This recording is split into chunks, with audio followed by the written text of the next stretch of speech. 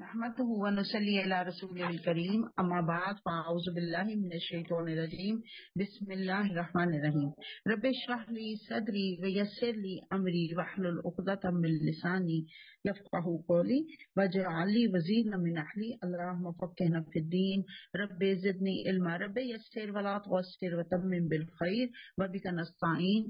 الحمدللہ دورہ ترجمہ قرآن کے سلسلے میں آج ہم 10واں پارہ پڑھیں گے انشاءاللہ۔ 10ویں پارے کو سمجھنے کی کوشش کریں گے انشاءاللہ، اللہ ہمارا حامی مددگار ہو۔ آغاز کرتے ہیں سورہ الانفال کی آیت نمبر 41 سے۔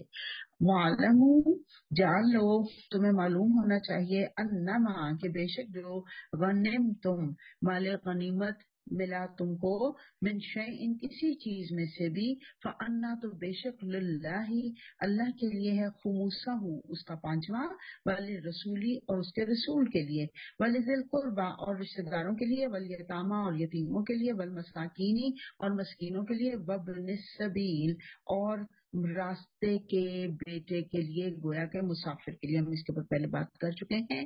یہ جو شروع میں سورہ انفال کے شروع میں ایک سوال آیا تھا، یہاں پہ اس کا جواب دیا جا رہا ہے۔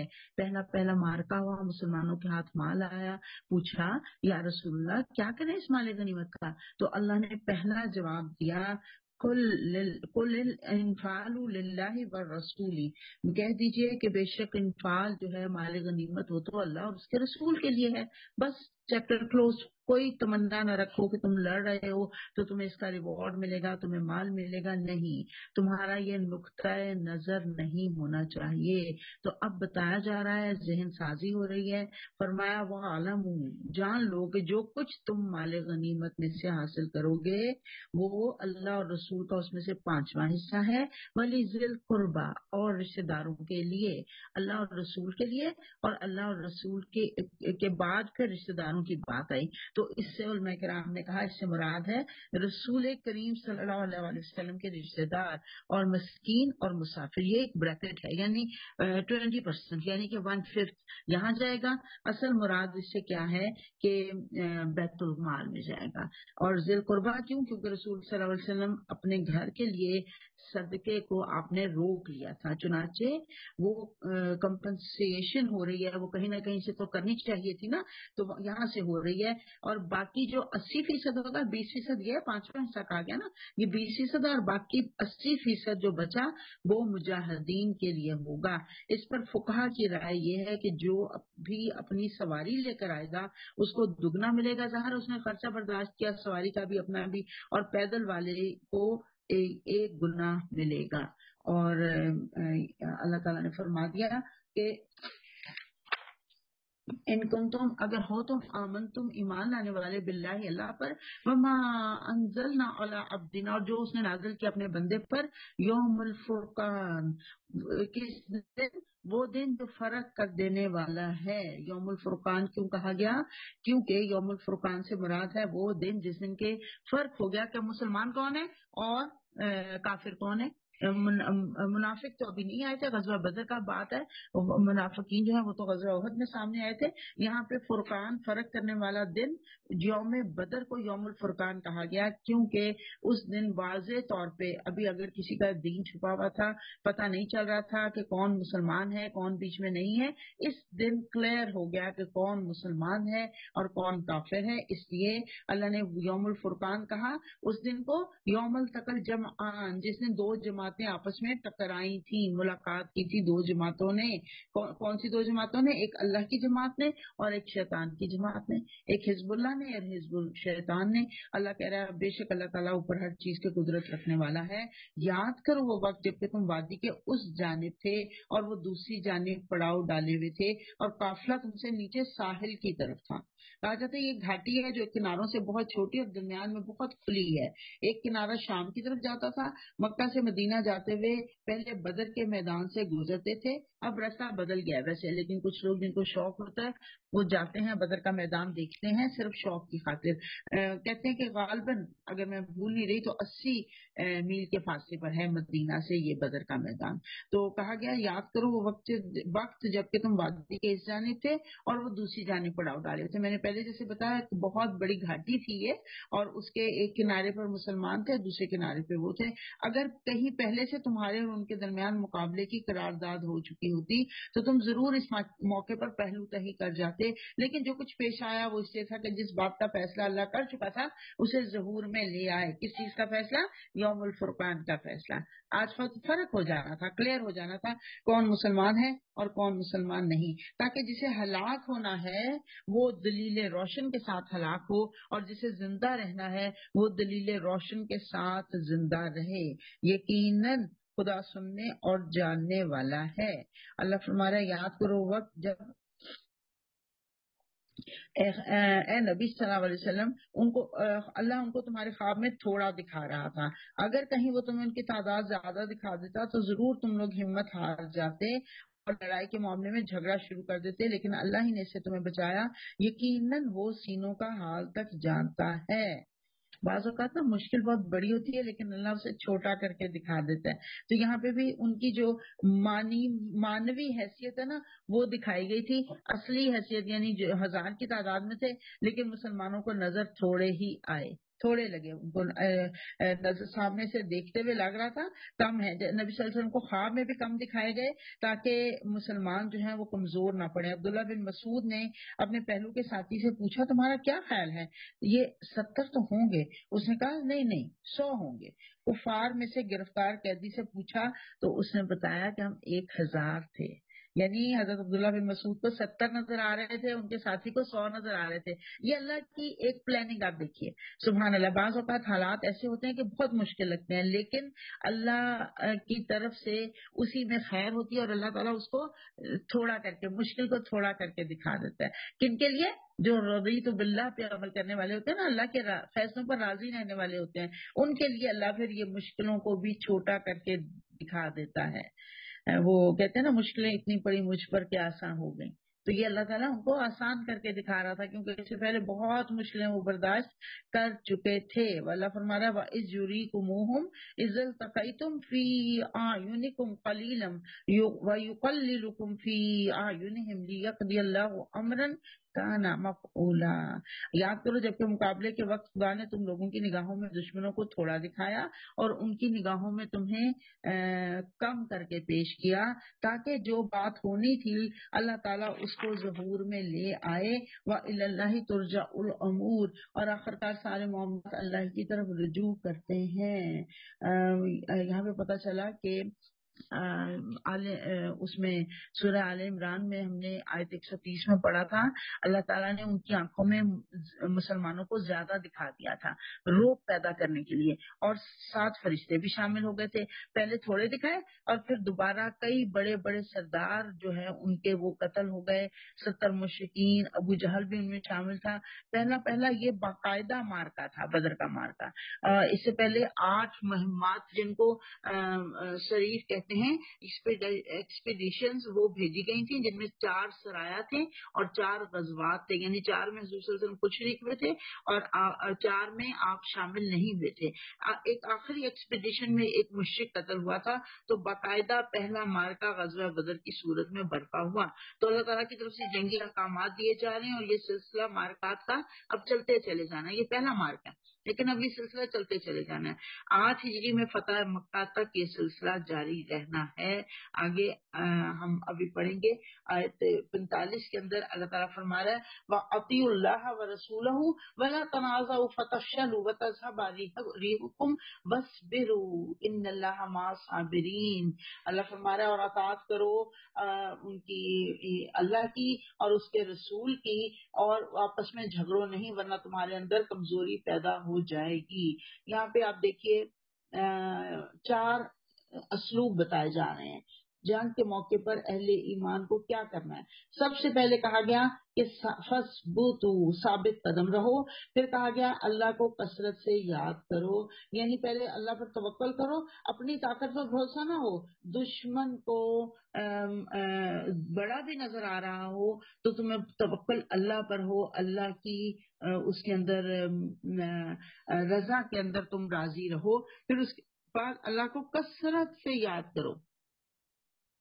میں نے آپ کو بتایا حضور صلی اللہ علیہ وسلم رات کو پوری رات جاگ کے اللہ کو یاد کرتے تھے، اور اس کے بعد کہا گیا اللہ اور اس کے رسول کی اطاعت کرو اور آپس میں جھگڑو نہیں، آپس میں جھگڑو نہیں۔ چھوٹی چھوٹی باتوں کے اوپر یہ مجھے یہ جگہ ملنی چاہیے تھی، تم ادھر کیوں آ گئی، اور میں نے تو یہاں بیٹھنا تھا، تم ادھر کیوں بیٹھ گئی، اس طرح کے باتوں کے اوپر جھگڑنا نہیں۔ اب دیکھیے یہ جو اللہ کا کلام ہے قرآن پاک، یہ ایک دن میں نازل نہیں ہوا، 22.5 سال میں نازل ہوا، اور جیسے جیسے حضور صلی اللہ علیہ وسلم کی تعلیمات آ رہی ہیں، آپ کی مبارک جد و جہد آگے بڑھ رہی ہے، احکامات آ رہے ہیں، اب مال کہاں گیا تو یہاں پہ بھی بتا دیا گیا کہ مال کہاں خرچ کریں، اور دیکھیے تدریج کے ساتھ بتایا، گریجولی بتایا، اور تاکہ بات کو سمجھنا آسان ہو جائے اور اس پر عمل کرنا آسان ہو جائے۔ آپ دیکھیے یہ اللہ تعالیٰ نے جو قرآن کے اندر یہ بتا دیا، اب جنگ کا مارکا آ رہا ہے نا، جنگ کا ذکر آ رہا ہے، 10ویں پارے میں ہم جا کے اس کو پڑھ رہے ہیں، 9ویں میں ہم نے شروع کر دیا تھا، تو اس میں بھی اللہ تعالیٰ نے ٹریننگ دیا، پوری پلاننگ کے ساتھ تم نے جنگ کرنی، اور 4 میں نے آپ کو بتا دیا یہاں پہ اصول بتا دیے کہ تم نے کیا کرنا ہے، دشمن سے مقابلہ کرتے ہوئے بھی اللہ کو کثرت سے یاد کرنا ہے، سبحان اللہ و بحمدہ سبحان اللہ العظیم۔ تو اور دوسرا کہا گیا کہ آپس میں جھگڑنا نہیں ہے، آپس میں عداوت نہ کرو، عداوت کا نقصان دین کو ہوتا ہے۔ حضرت ابو ہریرہ رضی اللہ تعالیٰ عنہ نے فرمایا، حضرت محمد صلی اللہ علیہ وسلم نے روایت کیا کہ حضرت محمد صلی اللہ علیہ وسلم نے فرمایا کہ آپس کی عداوت سے بچو کہ یہ دین کو مونڈ دینے والی ہوتی ہے۔ تو یہ 4 اصول یہاں پہ بتائے گئے، کیوں ساتھ اللہ نے بتا دیا اگر یہ 4 اصول تمہارے اندر نہیں ہوں گے تو تمہارے اندر کمزوری پیدا ہو جائے گی اور تمہاری ہوا اکھڑ جائے گی۔ صبر سے کام لو، یقیناً اللہ صبر کرنے والوں کے ساتھ ہے، اور ان لوگوں کے سے رنگ ٹھنگ نہ اختیار کرو جو اپنے گھروں سے اتراتے ہوئے اور لوگوں کو اپنی شان دکھاتے ہوئے نکلے، اور جن کا طریقہ یہ ہے کہ اللہ کے راستے سے روکتے ہیں، یعنی ان کا تو کوئی مقصد بھی اعلیٰ نہیں ہے، مومنوں کا تو مقصد بھی اعلیٰ ہے، اور دکھاوا بھی نہیں ہے، شوشا بھی نہیں ہے، جو کچھ وہ کر رہے ہیں وہ اللہ کی گرفت سے باہر نہیں ہے۔ حضور صلی اللہ علیہ وسلم نے فرمایا لوگوں دشمن سے مڈ بھیڑ کی آرزو نہ کیا کرو، اللہ سے عافیت مانگا کرو، لیکن جب کسی دشمن سے لڑائی کا موقع پیدا ہو جائے تو صبر کیا کرو، اور جان لو کہ جنت تلواروں کے سائے تلے ہے، یعنی لڑنے سے ڈرنا نہیں ہے۔ آیت نمبر 48 پہ چلتے ہیں، وَإِذْ زَيَّنَ لَهُمُ الشَّيْطَانُ أَعْمَالَهُمْ، ذرا خیال کرو جبکہ شیطان نے لوگوں کے کرتوت ان کی نگاہوں میں خوشنما بنا کر دکھائے تھے، اور ان سے کہا تھا آج کوئی تم پر غالب نہیں آ سکتا، اور یہ کہ میں تمہارے ساتھ ہوں، مگر جب دونوں گروہوں کا آمنا سامنا ہوا تو وہ الٹے پاؤں پھر گیا اور کہنے لگا کہ میرا تمہارا ساتھ نہیں ہے، اور میں وہ کچھ دیکھ رہا ہوں جو تم لوگ نہیں دیکھتے، مجھے اللہ سے ڈر لگتا ہے، اللہ بڑی سخت سزا دینے والا ہے۔ کہا جاتا ہے کہ مشرکین جب مکہ سے روانہ ہوئے تو اپنے حلیف قبیلے بنو بکر اور بنو کنانہ سے ان کو خوف تھا کہ کہیں پیچھے سے یہ دونوں قبیلے ہمارے اوپر حملہ نہ کرنے، کیونکہ ان کے حریف قبیلے تھے، حلیف قبیلے نہیں تھے، اس لیے ان کو ڈر ہوا کہ کہیں یہ پیچھے سے ہمارے اوپر حملہ نہ کر دیں۔ تو شیطان جو ہے کہا جاتا ہے کہ وہ سراقہ بن مالک کی شکل میں آیا، جو ان کا سردار تھا بنو بکر کا، سراقہ بن مالک کی شکل میں آیا، اور اس نے کہا نہیں تم فکر نہ کرو ہم تمہارے ساتھ ہیں۔ تو ان کو حوصلہ ہو گیا، اچھا، اور جب وہاں پہ اور ساتھ ہی رہا شیطان سراقہ بن مالک کی شکل میں ان کے ساتھ ہی رہا، اور بڑا وی آئی پی پروٹوکول ملا تھا اس کو، لیکن جب اس نے مسلمانوں کو دیکھا اور ساتھ اس نے فرشتوں کو بھی دیکھا، کیونکہ کفار کو تو فرشتے نظر نہیں آ رہے تھے، شیطان کو نظر آ رہے تھے، تو بھاگ کھڑا ہوا، اور اس نے کہا کہ قال انی بری منکم انی ارا ما لا ترون انی اخاف اللہ، اس نے کہا انی اخاف اللہ، مجھے تو میں وہ دیکھ رہا ہوں جو تم لوگ نہیں دیکھتے، مجھے اللہ سے ڈر لگتا ہے۔ تو یاد رکھیے اصول کی بات ایک پتہ چل گئی، شیطان ہمیشہ عین چوراہے پر، بیچ چوراہے پر چھوڑ دیتا ہے، سارا ہمیشہ ساتھ نہیں رہتا، آپ کو مشکل پڑے گی نا آپ کو کوئی راستہ نظر نہیں آ رہا ہوگا تو وہ جو بڑا آپ کا دوست بنا پھرتا تھا نا، آپ کو کہتا تھا میرے سے بڑھ کے تمہارا کوئی ہمدرد ہی نہیں، وہ عین چوراہے پہ آپ کو چھوڑ کے بھاگ جائے گا، کیونکہ وہ شیطان ہوگا۔ جبکہ منافقین اور وہ سب لوگ جن کے دلوں کو روگ لگا ہوا ہے کہہ رہے تھے کہ ان لوگوں کو تو ان کے دین نے خبط میں مبتلا کر رکھا ہے، استغفر اللہ العظیم، تانے دے رہے تھے مسلمانوں کو، کہتے تھے انہوں نے تو ان کو خبط میں مبتلا کر دیا ہے۔ جن کے دلوں میں روگ تھا، منافقت کا ذکر الگ آیا اور یہاں پہ اس کو روگ کہہ دیا گیا۔ میں نے آپ کو پہلے بتایا تھا اصل منافق تو کھل کے آئیں گے غزوہ احد کے موقع پہ،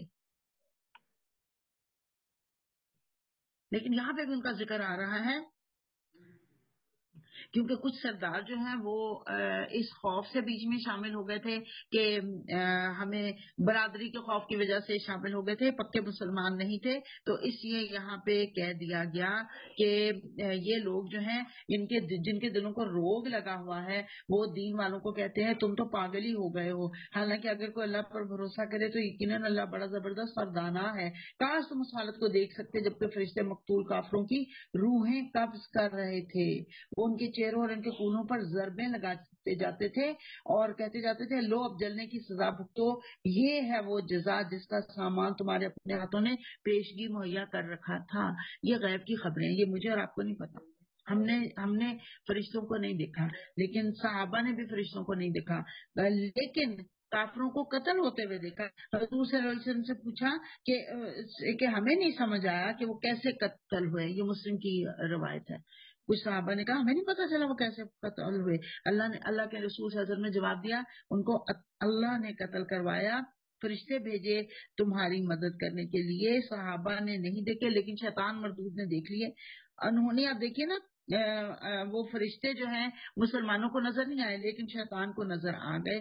تو یہاں پہ بھی آپ یاد رکھیے کہ یہ اللہ کی طرف سے مدد ہمیشہ آتی ہے جب آپ یہ جو پیچھے 4 اصول میں نے بتائے تھے نا، ان 4 اصولوں کے اوپر اگر جنگ کریں گے، دشمن سے مقابلہ کریں گے، میں اور آپ تلوار پکڑ کے تو نہیں نکلیں گے، لیکن دشمن سے مقابلہ ہمارا ہوتا ہے روزمرہ زندگی میں، شیطان ہمارا دشمن ہے، اس سے مقابلہ ہوتا ہے۔ تو اگر ہم یہ 4 ہتھیار پکڑ لیں گے جو اللہ نے بتا دیے، ثابت قدم رہو، اللہ کو کثرت سے یاد کرو، اللہ اور اس کے رسول کی اطاعت کرو اور آپس میں جھگڑو نہیں، تو فرشتوں کی مدد آیا کرتی ہے۔ پورا یقین ہونا چاہیے، مجھے تو ایسے یقین ہے جیسے میں نے اپنی آنکھوں سے دیکھا ہو، آپ کو بھی ایسا یقین ہونا چاہیے جیسے اپنی آنکھوں سے دیکھا ہے۔ یہ معاملہ ان کے ساتھ اسی طرح پیش آیا۔ چلیے پہلے ہم دیکھتے ہیں پیچھے پڑھ کے ان کو جب ان کی جان نکالی جاتی ہے تو ان کو کہا جاتا ہے لو اب جلنے کی سزا بھگتو۔ اب اس کا کیا مطلب ہے؟ ابھی تو مرے ہیں، جان نکلی، ابھی جہنم میں تو نہیں گئے، حساب کتاب تو نہیں ہوا، لیکن مرنے کے ساتھ ہی قبر میں وہ معاملہ پیش آ جانا ہے جو آخرت میں پیش آنے والا ہے، گویا کہ جلنے کا عذاب مرنے کے ساتھ ہی ملنا شروع ہو جاتا ہے۔ اللہ حدیث قدسی ہے وہ بھی بیان کر دیتی ہوں۔ حضرت صلی اللہ علیہ وسلم نے فرمایا کہ اللہ سبحانہ و تعالیٰ فرماتا ہے اے میرے بندو، میں نے اپنے نفس پر ظلم حرام کر لیا ہے اور میں نے اسے تمہارے درمیان بھی حرام کیا ہے، پس اے میرے بندو یہ تمہارے ہی اعمال ہیں جو اپنے اعمال میں بھلائی پائے اس پر اللہ کی حمد کرے، اور جو اس کے برعکس پائے تو اپنے ہی آپ کو ملامت کرے۔ گویا کہ انسان کے اپنے کرتوت ہوتے ہیں جس کی وجہ سے اس کو کوئی نہ کوئی عذاب بھگتنے کو ملتا ہے۔ اور اللہ فرما رہا ہے یہ معاملہ ان کے ساتھ اسی طرح پیش آیا جس طرح آل فرعون اور ان سے پہلے کے دوسرے لوگوں کے ساتھ پیش آتا رہا ہے کہ انہوں نے اللہ کی آیات کو ماننے سے انکار کیا اور اللہ نے ان کے گناہوں پر انہیں پکڑ لیا۔ اللہ قوت رکھتا ہے اور سخت سزا دینے والا ہے۔ یہ اللہ کی سنت کے مطابق ہوا کہ وہ کسی نعمت کو جو اس نے کسی قوم کو عطا کی ہو اس وقت تک نہیں بدلتا جب تک کہ وہ قوم خود اپنے طرز عمل کو نہیں بدل دیتی۔ یعنی ابھی جو پیچھے میں نے حدیث سنائی ہے جب تک تمہیں نعمتیں ملتی ہیں اس پہ اللہ کا شکر کرو، اور اگر نعمتیں چھن جاتی ہیں اپنے اعمال کو دیکھو تمہارے سے کہاں غلطی ہوئی ہے۔ اور یہاں پہ بہت بڑی بات ہے کہ ان کے عذاب کو عذاب فرعون سے تشبیہ دی گئی ہے۔ سورہ مومنون میں ہم پڑھیں گے کہ گھیر لیا آل فرعون کو سخت عذاب نے جب وہ پانی میں ڈوب رہے تھے، اور وہ عذاب کیا ہے؟ وہ آگ کا عذاب ہے۔ گویا کہ مٹی کے اندر جائیں گے تو بھی آگ کا عذاب بھگتیں گے۔ استغفر اللہ العظیم، اللہم اجرنا من النار۔ اللہ فرمانا آل فرعون اور ان سے پہلے کی قوموں کے ساتھ جو کچھ پیش آیا وہ اسی ضابطے کے مطابق تھا. انہوں نے اپنے رب کی آیات کو جھٹلایا تو اب ہم نے ان کے گناہوں کے بدلے میں ان کو پکڑ لیا اور حال فرعون کو غرق کر دیا. یہ سب ظالم لوگ تھے. یقیناً اللہ کے نزدیک زمین پر چلنے والی مخلوق میں سب سے بدتر وہ لوگ ہیں جنہوں نے حق کو ماننے سے انکار کر دیا پھر کسی طرح وہ اسے قبول کرنے پر تیار نہیں. خصوصاً ان میں سے وہ لوگ جن کے ساتھ انہوں نے معاہدہ کیا پھر وہ ہر موقع پر اس کو توڑتے ہیں اور ذرا خدا کا خوف نہیں کرتے. ایسا اگر یہ لوگ تمہیں لڑائی میں مل جائیں تو ان کی ایسی خبر لو کہ ان کے بعد جو دوسرے لوگ ایسا طریقہ اختیار کرنے والے ہوں ان کے حواس باختہ ہو جائیں اور توقع ہے کہ بد عہدوں کے اس انجام سے وہ سبق لیں گے. اور اگر کبھی تمہیں کسی قوم سے خیانت کا اندیشہ ہو تو اس کے معاہدوں کو اعلانیہ اس کے آگے پھینک دو. یقیناً اللہ خائنوں کو پسند نہیں کرتا. یعنی اگر کسی سے آپ کو اندیشہ ہو کہ وہ ہمارے ساتھ وعدہ خلافی کرے گا تو پھر اعلانیہ یہ نہیں کہ چپے چپے اس کے لیے کو پلاننگ کرو بلکہ اعلانیہ اس کا معاہدہ جو ہے وہ اس کے سامنے پھینک دو کہ ہمیں تمہاری اس بات سے وہ نہیں، ہم تمہارے ساتھ اب معاہدہ قائم نہیں رکھنا چاہتے. جو بھی ریزن ہو وہ ریزن بتا دیا جائے. چپکے چپکے کچھ نہ کیا جائے. اس بارے میں ایک واقعہ ملتا ہے کہ حضرت امیر معاویہ کا جب دور تھا تو ان کا روم سے معاہدہ تھا. ابھی معاہدہ ختم نہیں ہوا تھا. ان کی طرف سے ان کو کچھ خلش تھی تو انہوں نے کا خیال تھا کہ معاہدہ جیسے ہی ختم ہوگا تو میں اس کے خلاف ان کے خلاف ہم حملہ کر دیں گے ان کے اوپر. تو انہوں نے معاہدے سے پہلے ہی اجتماع کرنا شروع کر دیا فوج کا. تو ایک صحابی تھے حضرت عمر بن امبسا، انہوں نے احتجاج کیا کہ اللہ نے کہا ہوا اللہ کا حکم ہے کہ تم اعلانیہ معاہدہ پھینک دو لیکن چپے چپے پلاننگ نہ کرو پہلے سے. تو حضرت امیر معاویہ کو نے فوراً رجوع کر لیا، ان کی بات مان لی اور معاہدے کو جب تک معاہدہ تھا فوج کا اجتماع بھی نہیں کیا. اللہ خائنوں کو پسند نہیں کرتا. یہ خیانت ہے وعدے کی امانت کے اندر. منکرین حق اس غلط فہمی میں نہ رہیں کہ وہ بازی لے گئے اور یقیناً وہ ہم کو ہرا نہیں سکتے.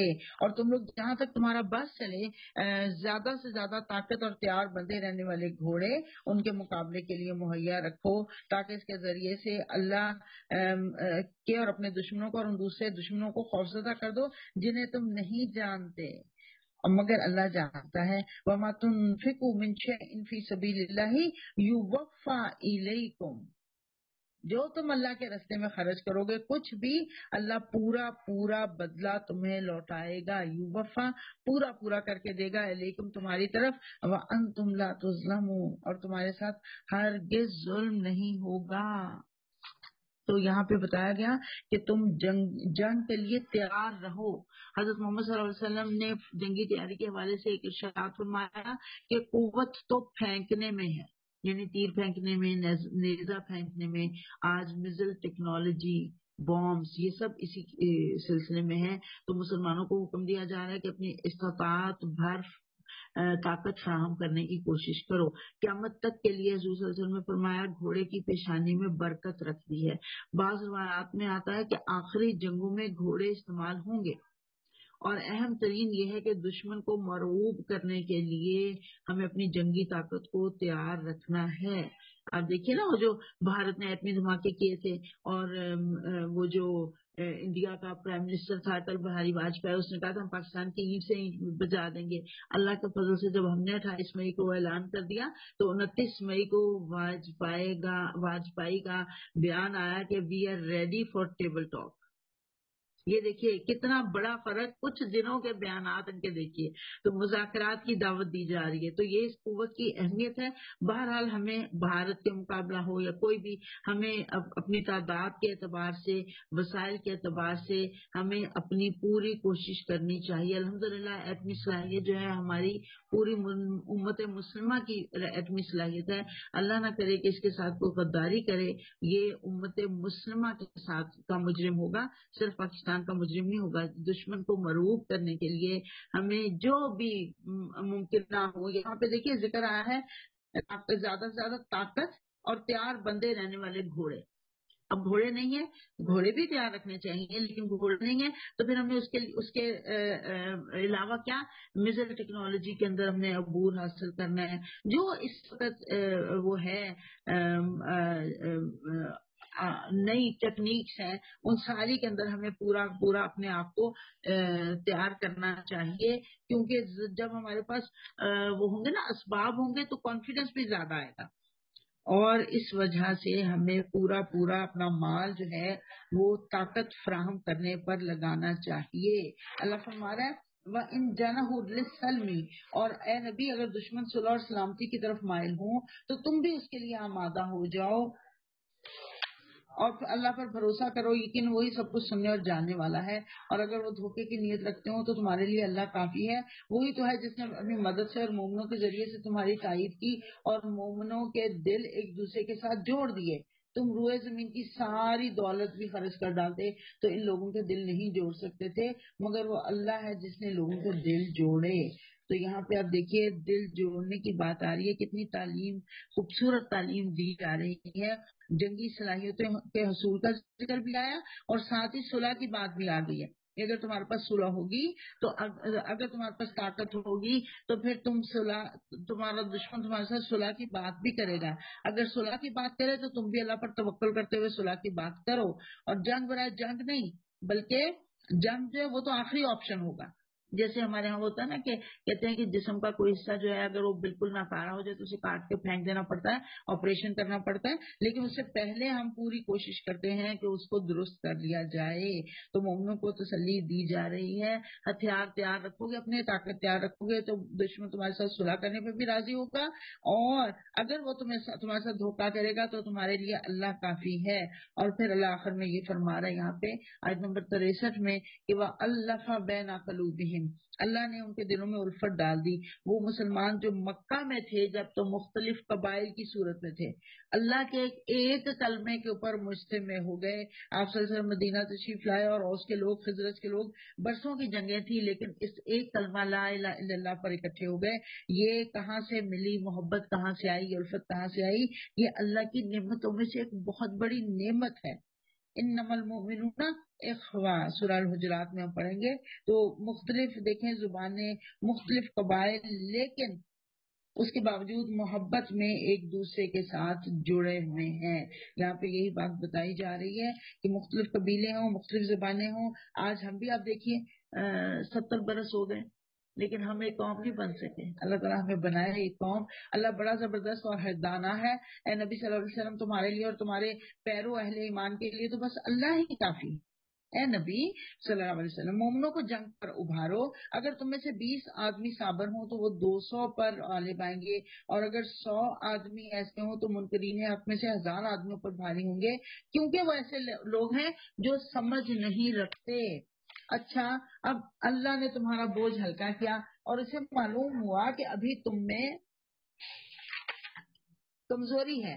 بس اگر تم میں سے 100 آدمی صابر ہوں تو وہ 200 پر، اور 1000 آدمی ایسے ہوں تو 2000 پر. اللہ کے حکم سے غالب آئیں گے، اور اللہ ان لوگوں کے ساتھ ہے جو صبر کرنے والے ہیں. جب یہ آیت نازل ہوئی تو نبی صلی اللہ علیہ وسلم نے مسلمانوں کو ایمان کی طاقت بتائی. بدر کے موقع پر فرمایا ایسی جنت میں جانے کے لیے کھڑے ہو جاؤ جس کی چوڑائی زمین اور آسمان کے برابر ہے. ایک صحابی عمر بن حمام، انہوں نے کہا اس کی چوڑائی آسمان اور زمین کے برابر ہے؟ آپ نے فرمایا ہاں. انہوں نے خوش ہو کر کہا میں وہاں جانے کے لیے تیار ہوں. انہوں نے اپنی تلوار کی نیام توڑ ڈالی اور کھجوریں کھا رہے تھے جو بچ گئی وہ پھینک دی اور کہا ان کے کھانے تک میں زندہ رہا تو یہ طویل زندگی ہوگی. پھر آگے بڑھے اور داد شجاعت دیتے ہوئے جام شہادت نوش کر لیا. اسی طرح غزوہ احد کے موقع پر ایک صحابی کہنے لگے مجھے احد کے پہاڑ سے جنت کی خوشبو آتی ہے. دیکھیں ان کا ایمان اور یقین تھا نا. تو یہاں پہ اللہ تعالیٰ نے کہہ دیا کہ اگر 20 آدمی صابر ہوں، ثابت قدم ہوں، 200 پر غالب آئیں گے. اگر 100 ہوں تو 1000 پر غالب آئیں گے، کیونکہ کافر دنیا پرست ہوتے ہیں نا، اور تم حق پرست ہو. اللہ کی خاطر سب کچھ لٹا دو گے. ان کو تو اس کی سمجھ ہی نہیں ہے. بس تم ہی غالب رہو گے. اللہ نے تم پر تخفیف کا معاملہ کر دیا. مطلب یہ کہ نئے نئے لوگ اسلام میں داخل ہوئے تو ایوریج وہ نہیں رہی جو پہلے اللہ نے بتائی تھی، جو ایمانی قوت کی وجہ سے تھی. وہ جو انگارے ہاتھ میں لینے والی بات تھی مکہ میں، تو بتایا گیا مدنی دور میں آ کر فتوحات مل رہی ہیں، مال غنیمت مل رہا ہے، نئے نئے لوگ اسلام کے دائرے میں داخل ہو رہے ہیں. ابھی وہ تربیت نہیں ہو رہی. تو اس وجہ سے یہاں پہ اللہ نے کہا کہ ٹھیک ہے اب صبر کرنے والے اگر ہوں گے تم میں سے تو وہ 200 پر غالب آ جائیں گے. یہ بات جو بھی ہم نے پیچھے پڑی، اور یہی وجہ ہوئی. آپ دیکھیے کہ 70 مشرک قتل ہو گئے، 70 قیدی بنا لیے گئے، اور یہ اللہ کے حکم سے تھوڑے لوگ زیادہ پر غالب آ گئے۔ اللہ غالب اور نہیں، کسی کا نبی کے لیے یہ زیبا نہیں کہ اس کے پاس قیدی ہو جبکہ وہ زمین میں دشمنوں کو اچھی طرح کچل نہ دے۔ اب جنگ کا موقع ہے تو ایک اور بات بھی بتائی جا رہی ہے، اصول بتایا جا رہا ہے کہ جب تک جنگ پوری طرح ختم نہ ہو جائے اس وقت تک قیدی نہیں بنائے جائیں گے۔ تم لوگ دنیا کے فائدے چاہتے ہو، حالانکہ اللہ کے پیش نظر آخرت ہے، اور اللہ غالب اور حکیم ہے۔ اگر اللہ کا نوشتہ پہلے نہ لکھا جا چکا ہوتا تو جو کچھ تم لوگوں نے لیا ہے اس کے بدلے میں تم کو بڑی سزا دی جاتی۔ بس جو کچھ تم نے مال حاصل کر سکھاؤ کہ وہ حلال اور پاک ہے، اور اللہ سے ڈرتے رہو، یقیناً اللہ درگزر کرنے والا اور رحم فرمانے والا ہے۔ یا ایھا النبی، اے نبی صلی اللہ علیہ وسلم، تم لوگوں کے قبضے میں جو قیدی ہوں ان سے کہو اگر اللہ کو معلوم ہو کہ تمہارے دلوں میں کچھ خیر ہے تو وہ تمہیں اس سے بڑھ چڑھ کر دے گا جو تم سے لیا گیا ہے۔ قیدیوں کو سب سے پہلے اسلام کی دعوت دی جائے گی، اللہ کی بات ان کے دل میں ڈالی جائے گی۔ پہلے قیدی تھے نا، تو حضرت عمر کی رائے یہ تھی کہ ان سب کو گردنیں اڑا دی جائیں، اور بھائی ہی اپنے بھائی کی گردن اڑائے۔ حضرت جو عمر ہے ان کے بارے میں حضرت محمد صلی اللہ علیہ وسلم نے فرمایا کہ ہر امت میں ایک محدث ہوتا ہے، اور اللہ اس کے دل میں کوئی نہ کوئی بات ڈالتا ہے، میری امت کا محدث عمر ہے۔ تو حضرت عمر کی یہ رائے تھی۔ حضرت ابو بکر فاروق نے حضرت ابو بکر صدیق نے کہا رضی اللہ تعالیٰ عنہ کہ ان سے فدیہ لے کے ان کو چھوڑ دیا جائے۔ تو یہاں اللہ تعالیٰ نے بہت خوبصورت بات کی، ابھی میں نے جو پڑھی ہے آیت کا ترجمہ، آپ دیکھیے بہت خوبصورت بات ہے۔ اللہ کہہ رہا ہے اگر اللہ کو معلوم ہوا کہ تمہارے دلوں میں کچھ خیر ہے، قیدیوں سے کہو تو وہ تمہیں اس سے بڑھ چڑھ کر دے گا کہ تم سے لیا گیا ہے، یعنی فدیے کے طور پہ ان سے کیا لیا گیا تھا؟ کچھ نہ کچھ فدیہ لیا گیا نا، پیسے لیے گئے۔ اللہ کہہ رہا ہے اس سے زیادہ تمہیں بڑھا چڑھا کر دے گا۔ وہ کیا دیا گیا ان کو؟ دین دیا گیا، اسلام دیا گیا، اور انہوں نے اسلام کو چوز کر لیا۔ کمپیریزن کیجئے، مال و دولت کے مقابلے میں کچھ مال و دولت دے کر، کچھ سکے دے کر انہوں نے اپنے لیے اسلام کو پسند کر لیا۔ جب رہے مسلمانوں کے ساتھ، مسلمانوں کا طرز زندگی دیکھا تو اسلام قبول کر لیا بہت لوگوں نے۔ تو کہا گیا تمہاری خطائیں معاف کرے گا، اللہ درگزر کرنے والا اور رحم فرمانے والا ہے۔ لیکن اگر وہ تیرے ساتھ خیانت کا ارادہ رکھتے ہیں تو اس سے پہلے وہ اللہ کے ساتھ خیانت کر چکے ہیں، چنانچہ اسی کی سزا اللہ نے انہیں دی کہ وہ تیرے قابو میں آ گئے۔ اللہ سب کچھ جانتا ہے اور حکیم ہے۔ اللہ کے ساتھ کیا خیانت؟ اللہ کے ساتھ یہ خیانت کہ ہم نے کل پڑھا، ہر انسان نے، ہر روح نے وعدہ کیا تھا اللہ میں تجھے اپنا رب مانتی ہوں، اور اے اللہ میں تیرے ہی کہے ہوئے حکم پر چلوں گی۔ لیکن جو انسان اللہ کے حکم پر نہیں چلتے وہ دراصل اللہ سے خیانت کر رہے ہیں۔ اللہ کہنے وہ تو میرے ساتھ خیانت کر رہے ہیں، چنانچہ اسی کی سزا اللہ نے انہیں دی کہ وہ تیرے قابو میں آ گئے۔ اسی وجہ سے وہ مسلمانوں کے قابو میں آ گئے۔ اللہ سب کچھ جانتا ہے اور حکیم ہے۔ جن لوگوں نے ایمان قبول کیا اور ہجرت کی اور اللہ کی راہ میں اپنی جانیں لڑائیں اور اپنے مال کھپائے، اور جن لوگوں نے ہجرت کرنے والوں کو جگہ دی اور ان کی مدد کی، وہی دراصل ایک دوسرے کے ولی ہیں۔ رہے وہ لوگ جو ایمان تو لے آئے مگر ہجرت کر کے دارالسلام میں نہیں آ گئے تو ان سے تمہارا ولایت کا کوئی تعلق نہیں ہے۔ ولایت کا کیا مطلب؟ ان سے تمہارا دوستی کا کوئی تعلق نہیں ہے، ان سے تمہارے وراثت کا کوئی تعلق نہیں ہے، شادیاں نہیں ان سے کی جا سکتی جب تک کہ وہ ہجرت کر کے نہ آ جائیں۔ ہاں اگر وہ دین کے معاملے میں تم سے مدد مانگے تو ان کی مدد کرنا تم پر فرض ہے، لیکن کسی ایسی قوم کے خلاف نہیں جس سے تمہارا معاہدہ ہو۔ جو کچھ تم کرتے ہو اللہ اسے دیکھتا ہے، مگر جو لوگ منکر حق ہیں وہ ایک دوسرے کی حمایت کرتے ہیں۔ اگر تم یہ نہیں کرو گے تو زمین میں فتنہ اور بڑا فساد برپا ہوگا۔ جو لوگ ایمان لائے اور جنہوں نے اللہ کی راہ میں گھر بار چھوڑے اور جدوجہد کی اور جنہوں نے پناہ دی اور مدد کی، وہی سچے مومن ہیں۔ ان کے لیے خطاؤں سے درگزر ہے اور بہترین رزق ہے۔ اور جو لوگ بعد میں ایمان لائے اور ہجرت کر کے آ گئے اور تمہارے ساتھ مل کر جدوجہد کرنے لگے، وہ بھی تم ہی میں شامل ہیں، مگر اللہ کی کتاب میں خون کے رشتہ دار ایک دوسرے کے زیادہ حقدار ہیں۔ یقیناً اللہ ہر چیز کو جانتا ہے۔ وضاحت کر دی گئی کہ دین کے تحت قائم ہونے والی دوستی بہت اہم ہے، لیکن وراثت کا تعلق ان سے نہیں ہو سکتا الا یہ کہ کوئی وصیت کی جائے۔ مشرکین مکہ کے ہاں یہ طریقہ تھا کہ وہ وراثت میں بھی حصہ دیا کرتے تھے اپنے دوستوں کو، تو وہ منع کر دیا گیا۔ وراثت میں حصہ صرف رشتہ داروں کا ہے، اولاد کا ہے۔ الحمدللہ سورہ انفال ختم ہوئی اور سورہ توبہ مدنی صورت ہے، 16 رکوع ہیں، 129 آیات ہیں۔ سورہ توبہ اور سورہ برا کے نام سے بھی مشہور ہے۔ چند مخلص اہل ایمان کی توبہ کو قبول ہونے کا ذکر ہے، اس لیے اس کو توبہ کہا جاتا ہے۔ تجزیے کے اعتبار سے مشکل ترین صورت ہے۔ 2 بڑے حصے ہیں، پہلے 5 رکوع پھر 11 رکوع۔ نبی صلی اللہ علیہ وسلم کی بعثت 6 ہجری میں صلح حدیبیہ کے بعد آپ نے 7 ہجری میں نجاشی کو وہ جو پتہ چلا تھا کہ نجاشی جو ہے فوت ہو گئے، تو آپ نے ان کی نماز جنازہ پڑھائی تھی، اور اس کے بعد روم میں غزوہ تبوک پیش آیا تھا۔ یہ سارے حالات ہم انشاءاللہ ساتھ ساتھ اس کے اندر پڑھیں گے۔ شروع ہوتا ہے براتم من اللہ و رسولہ، اعلان برات ہے اللہ اور اس کے رسول کی طرف سے، اعلان بیزاری ہے، برات کہتے ہیں بیزاری کو، اعلان بیزاری ہے اللہ اور اس کے رسول کی طرف سے ان مشرکین کو جن سے تم نے معاہدے کیے تھے، بس تم لوگ ملک میں 4 مہینے اور چل پھر لو، اور جان رکھو کہ تم اللہ کو عاجز کرنے والے نہیں ہو، اور یہ کہ اللہ منکرین حق کو رسوا کرنے والا ہے۔ ہم سب کو اللہ تعالیٰ نے پیدا کیا، ہم نے اپنا وجود خریدا نہیں، ہم نے اپنا وجود بنایا نہیں کہیں سے، یہ جو کچھ ہے یہ سب اللہ کا ہم پر احسان ہے، اور ہم سب کے لیے اللہ تعالیٰ نے بہت بڑی آزمائش رکھا اس دنیا کو۔ اللہ تعالیٰ جب تک چاہتے ہیں انسان کو دنیا میں رہنے دیتے ہیں، اور جب اللہ کے علم کے مطابق انسان کی مدت عمل اور مدت مہلت ختم ہو جاتی ہے تو اسے اس دنیا سے اٹھا لیا جاتا ہے۔ یہی معاملہ پیغمبر صلی اللہ علیہ وسلم کے مخاطبین کے ساتھ کیا جاتا ہے۔ پیغمبر کی دعوت پر جو لوگ ایمان نہیں لاتے وہ دنیا میں زندہ رہنے کا حق کھو دیتے ہیں، جیسا کہ 9ویں پارے میں کئی قوموں کے حالات اور انجام ہم نے پڑھے، آگے چل کے تفصیل کے ساتھ ہم اور بھی پڑھیں گے۔ تو یہاں پہ اجتماعی طور پر، انفرادی طور پر ذکر کیا جا رہا ہے کہ قوموں کو ہلاک کیا جاتا ہے۔ یہی معاملہ حضرت محمد صلی اللہ علیہ وسلم کے مخاطبین کے ساتھ بھی ہوا، لیکن کچھ دوسری طرح سے ان پر آسمانی آفت نہیں آئی، لیکن ان کے ساتھ کیے گئے معاہدوں کو توڑ دیا گیا، جس کا ذکر اس صورت میں ہے کہ یا تو پیغمبر کی بات مان لو ورنہ مسلمانوں کی تلوار سے تمہارا خاتمہ ہو جائے گا، اور اس کے لیے مہلت دی گئی۔ ان کو کئی سال تک سوچنے سمجھنے کا موقع دیا گیا، لیکن انہوں نے اسلام کے خلاف تلوار اٹھائی، تو اسلام کو جب طاقت مل گئی تو فیصلہ ہو گیا کہ یا ان کو چیلنج کر دیا گیا، ان کو وارننگ دے دی گئی کہ یا تو مسلمان ہو کر رہو یا ہمارا ملک چھوڑ دو، اور اگر یہ دونوں صورتیں تمہیں قبول نہیں تو پھر تلوار سے تمہارا معاملہ چکایا جائے گا۔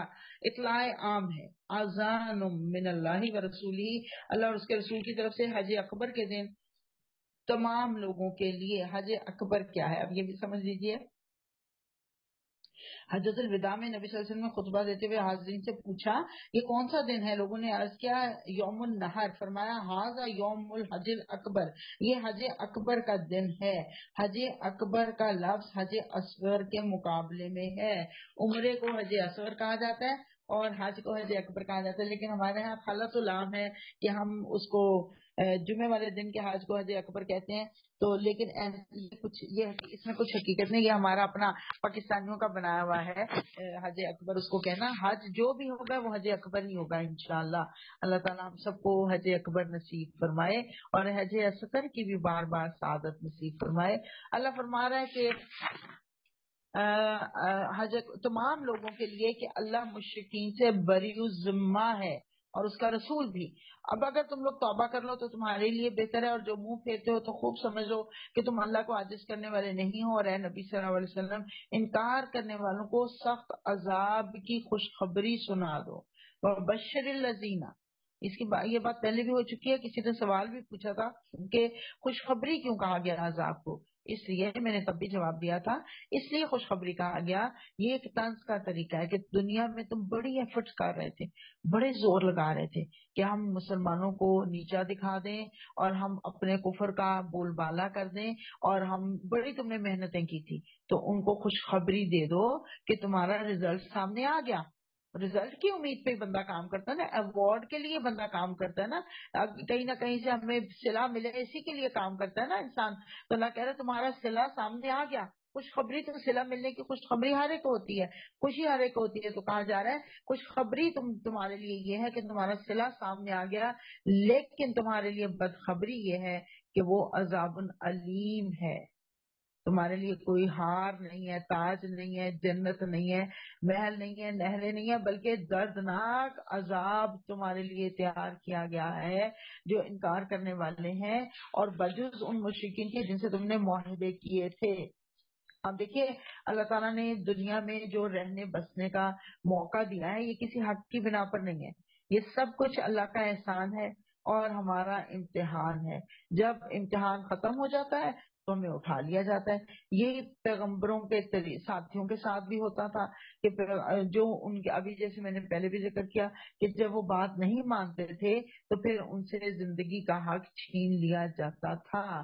بجز ان مشرکین کے جن سے تم نے معاہدے کیے، پھر انہوں نے اپنے وعدے کو پورا کرنے میں تمہارے ساتھ کوئی کمی نہیں کی اور نہ تمہارے خلاف کسی کی مدد کی، تو ایسے لوگوں کے ساتھ تم بھی مدت معاہدہ تک وفا کرو، کیونکہ اللہ متقیوں ہی کو پسند کرتا ہے۔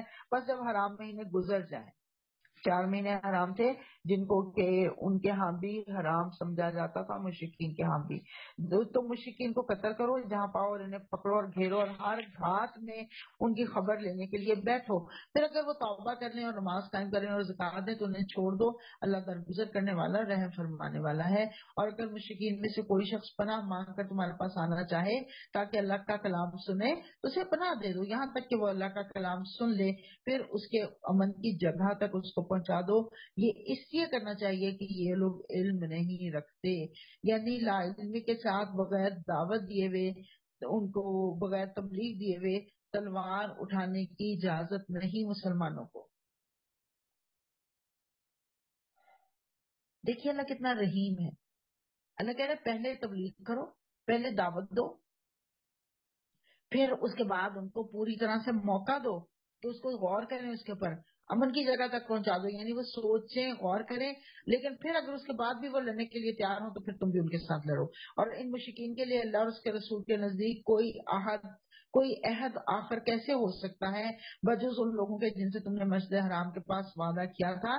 تو جب تک وہ تمہارے ساتھ سیدھے رہے تم بھی ان کے ساتھ سیدھے رہو، کیونکہ اللہ متقیوں کو پسند کرتا ہے۔ مگر ان کے سوا دوسرے مشرکین کے ساتھ کوئی وعدہ کیسے ہو سکتا ہے جبکہ ان کا حال یہ ہے کہ تم پر قابو پا جائیں تو نہ تمہارے معاملے میں کسی قرابت کا لحاظ کریں، نہ کسی معاہدے کی ذمہ داری کا۔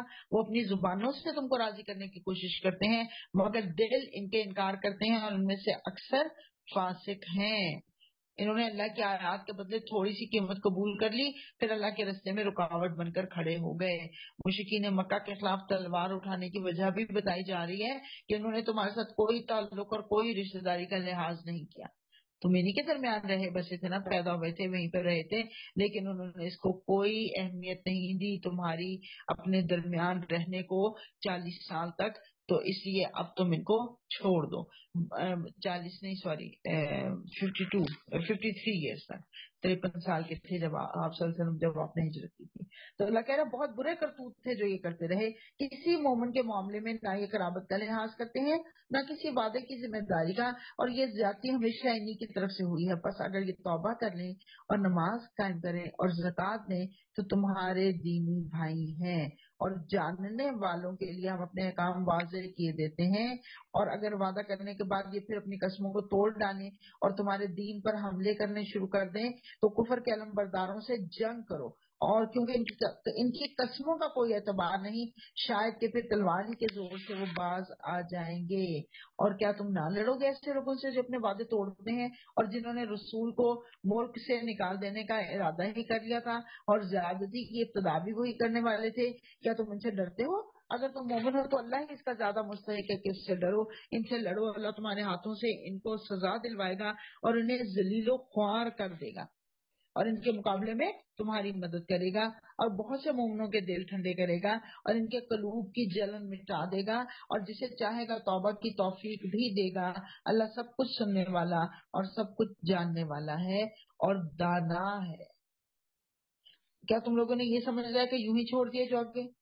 حالانکہ ابھی اللہ نے یہ تو دیکھا ہی نہیں کہ تم میں سے کون وہ لوگ ہیں جنہوں نے اس کی راہ میں جان فشانی کی اور اللہ اس کے رسول اور مومنین کے سوا کسی کو جگری دوست نہ بنایا۔ جو کچھ تم کرتے ہو اللہ سے باخبر ہے۔ یہ آیت قرآن میں بار بار آتی ہے، اس سے پہلے بھی ہم پڑھ چکے ہیں، میں نے ذکر کیا تھا وہاں پہ بھی کہ ام حسب تو، کیا تم نے یہ گمان کر لیا کہ تم ایسے ہی چھوڑ دیے جاؤ گے؟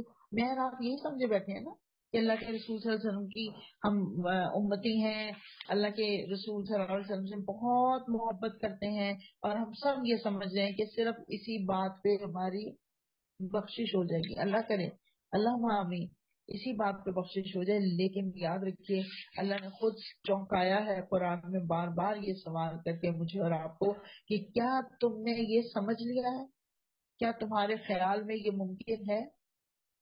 آپ اپنے بچے کو اسکول میں بھیجتی ہیں اور آپ ٹیچر کو کہیں جی بغیر امتحان لیے اس کو اگلی کلاس میں پروموٹ کرتے ہیں، از اٹ پاسبل؟ یہ ہو سکتا ہے؟ نہیں ہو سکتا۔ تو اتنی بڑی زندگی کے اتنے بڑے امتحان میں ہم کامیاب ہوئے بغیر کیسے جنت الفردوس تک پہنچ جائیں گے؟ کبھی اس کو بھی غور کیا کیجیے۔ اللہ کہہ رہا ہے جبکہ تم نے جافشانی تو کی ہی نہیں، جدوجہد تو کی ہی نہیں، محنت تو کی ہی نہیں، اور اللہ اور اس کے رسول کو چھوڑ کر، مومنین کو چھوڑ کر اور لوگوں کو جگری دوست بناتے رہے۔ اللہ کہہ رہا ہے جو کچھ تم کر رہے ہو مجھے سب اچھی طرح خبر ہے۔ مشرکین کا یہ کام نہیں کہ وہ اللہ کی مسجدوں کے مجاور اور خادم بنے، حالانکہ اپنے اوپر وہ خود کفر کی شہادت دے رہے ہیں۔ یعنی اس سے بظاہر تو یہ کعبۃ اللہ کی بات ہو رہی ہے، حرمین کی بات ہو رہی ہے، لیکن عام مسجد بھی اس سے مراد ہے، کیونکہ مشرکین کا ابھی تک بیت اللہ پر قبضہ تھا، تو فرمایا جا رہا ہے کہ کفر کرنے والے مسجدوں کے مجاور نہیں بن سکتے، اللہ کے گھر کے محافظ وہی بن سکتے ہیں جو اللہ کی بات ماننے والے ہیں اور نمازیں قائم کرنے والے ہیں۔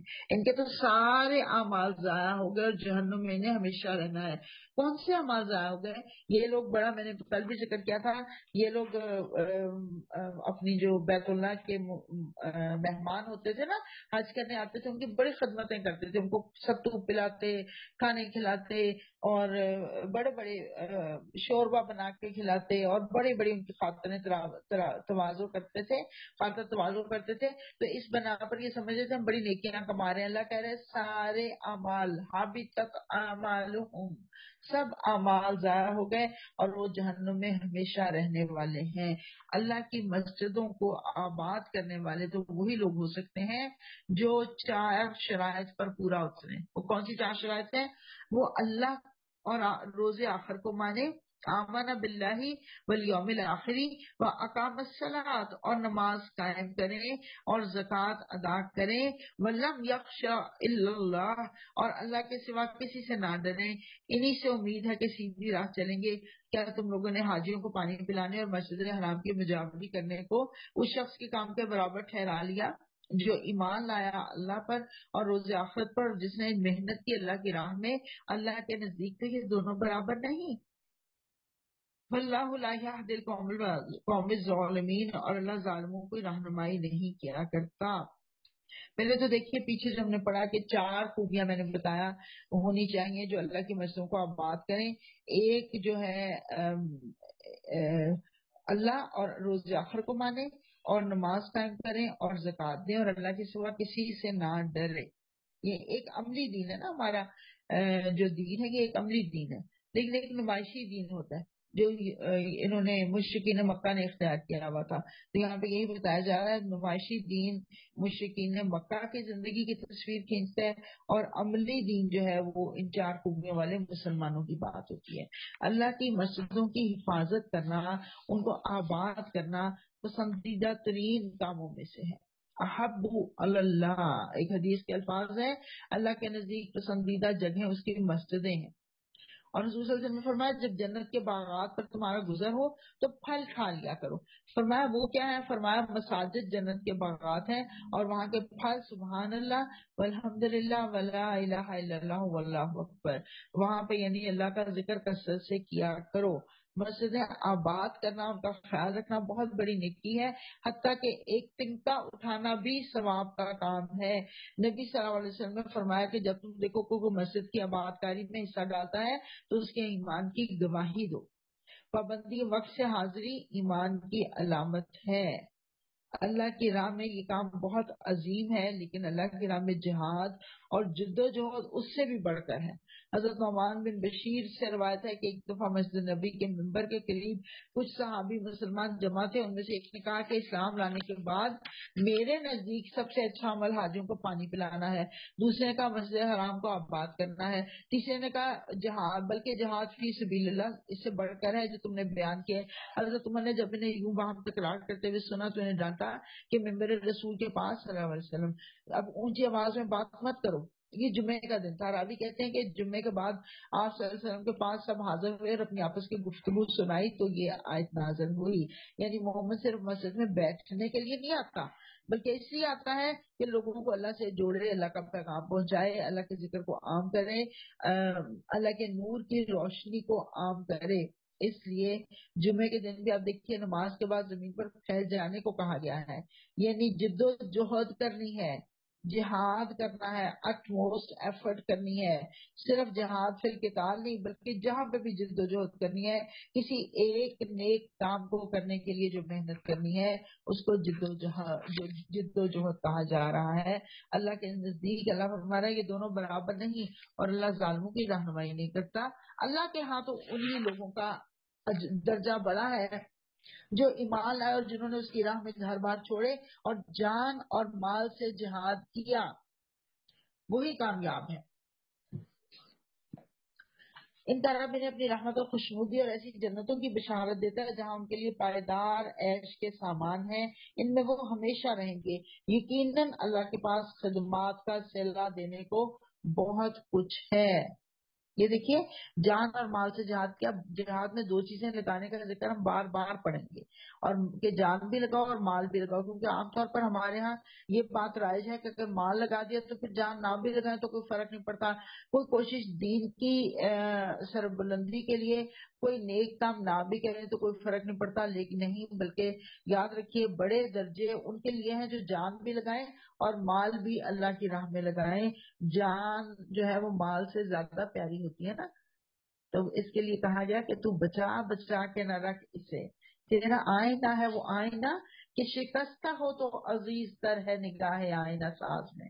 ہم اپنی جان کو سنبھال سنبھال کر رکھ رہے ہیں، فرمایا جا رہا ہے یہ قربان ہو گئی تو تم اپنے خالق کے نزدیک زیادہ عزیز ہو جاؤ گے۔ ہم نے کل پڑھا تھا یا پرسوں پڑھا تھا حدیث مبارکہ کہ جو اپنی جان لگائے گا، اپنا مال لگائے گا جہاد میں، اس کو ایک درہم کے بدلے میں 7,000 درہم کا ثواب ملے گا، لیکن جو جان بھی ساتھ لگائے گا اس کو ایک درہم کے بدلے میں 7,00,000 درہم کا اجر ملے گا۔ سبحان اللہ، کتنا کمپیریزن کریں ذرا، کتنا بڑا ریشو کتنا بڑھ جاتا ہے۔ تو اللہ تعالیٰ توفیق دے کہ ہم اپنی جان بھی لگائیں اور مال بھی لگائیں۔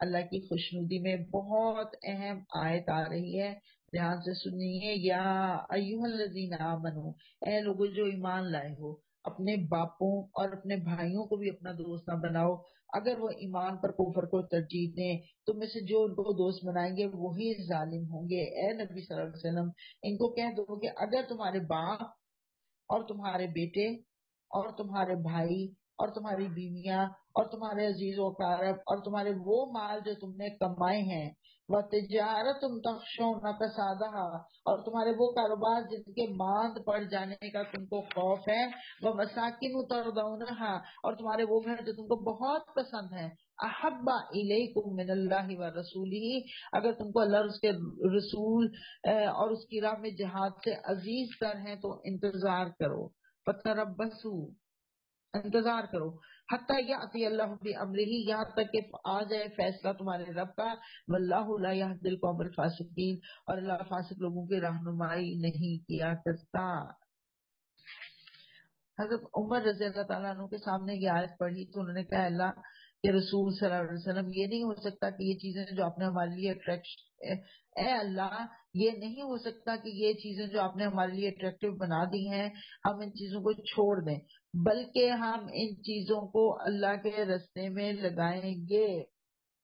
سبحان اللہ، کفر اور ایمان کی جنگ کا ہو رہا تھا نا، بات ہو رہی تھی، تو یہاں پہ یہ کہا جا رہا ہے کہ اللہ تعالیٰ کہہ رہا ہے کہ یہ اللہ تعالیٰ تمہارا امتحان لے رہا ہے، دیکھیے سورہ بقرہ میں ہم پڑھ چکے ہیں کہ مومنین جو ہیں ان کے دلوں میں اللہ کی محبت سب سے بڑھ کر ہوتی ہے، والذین آمنوا اشد الحب للہ، اللہ کی محبت میں شدید ترین ہوتے ہیں۔ یہاں پہ 8 چیزیں گن کر گنوا دی گئی کہ جنہیں ہم عام طور پر عزیز رکھتے ہیں۔ اللہ فرما رہا ہے اگر تمہیں یہ چیزیں اللہ اور اس کے رسول اور جہاد فی سبیل اللہ سے بڑھ کر پیاری ہیں تو اللہ کے فیصلے کا انتظار کرو۔ اللہ تعالیٰ کے بعد رسول کی محبت صلی اللہ علیہ وسلم ایمان کا بنیادی حصہ ہے۔ آپ کو پتہ ہے حضور صلی اللہ علیہ وسلم نے فرمایا خدا کی قسم کوئی شخص تم میں سے اس وقت تک مومن نہیں جب تک کہ میں اس کو اس کے والدین اور اس کے اولاد سے اور تمام لوگوں سے زیادہ محبوب نہ ہو جاؤں۔ اور پھر سب سے بڑی بات یہ ہے کہ یہاں پہ جہاد کا حکم دیا جا رہا ہے، جد و جہد کا حکم دیا جا رہا ہے، تلوار اٹھانے کا حکم دیا جا رہا ہے، اور اس کے لیے رکاوٹ کیا بنتے ہیں؟ یہی ہمارے بزنسز، ہمارے گھر، خاص طور پہ ہم عورتیں۔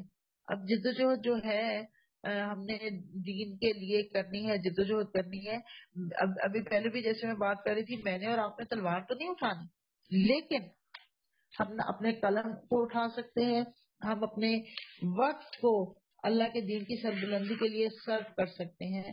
تو اس کے لیے رکاوٹ کیا بنتی ہے؟ یہی گھروں کی محبت سب سے بڑی تو مجھے یہ لگا کرتی ہے ہم عورتوں کے لیے مساکن ترضونہ، ہمارے گھر، ہمارے گھروں کی ڈیکوریشنز، گھروں کی صفائیاں، گھروں کی سیٹنگ چینج کرنا، پردے صوفے بدلنا، ہم ان کے اندر اتنے گم ہوتے ہیں۔ گارڈننگ یہ بھی اچھا شوق ہے بہت، لیکن اگر اللہ کے دین کی سربلندی میں رکاوٹ بن رہا ہے تو یہ اچھا شوق جو ہے یہ حرام کے زمرے میں آ جائے گا۔ نمازوں کو قضا کرنے کا باعث بن رہا ہے تو یہ حرام ہو جائے گا۔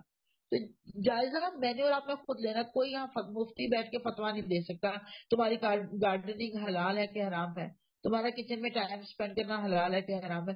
یہ ہمارے دل نے فیصلہ کرنا ہے۔ خود اپنا جائزہ لیجئے، جتنا ٹائم میں کوکنگ کو دیتی ہوں کیا میں اتنا ٹائم اللہ کو دیتی ہوں؟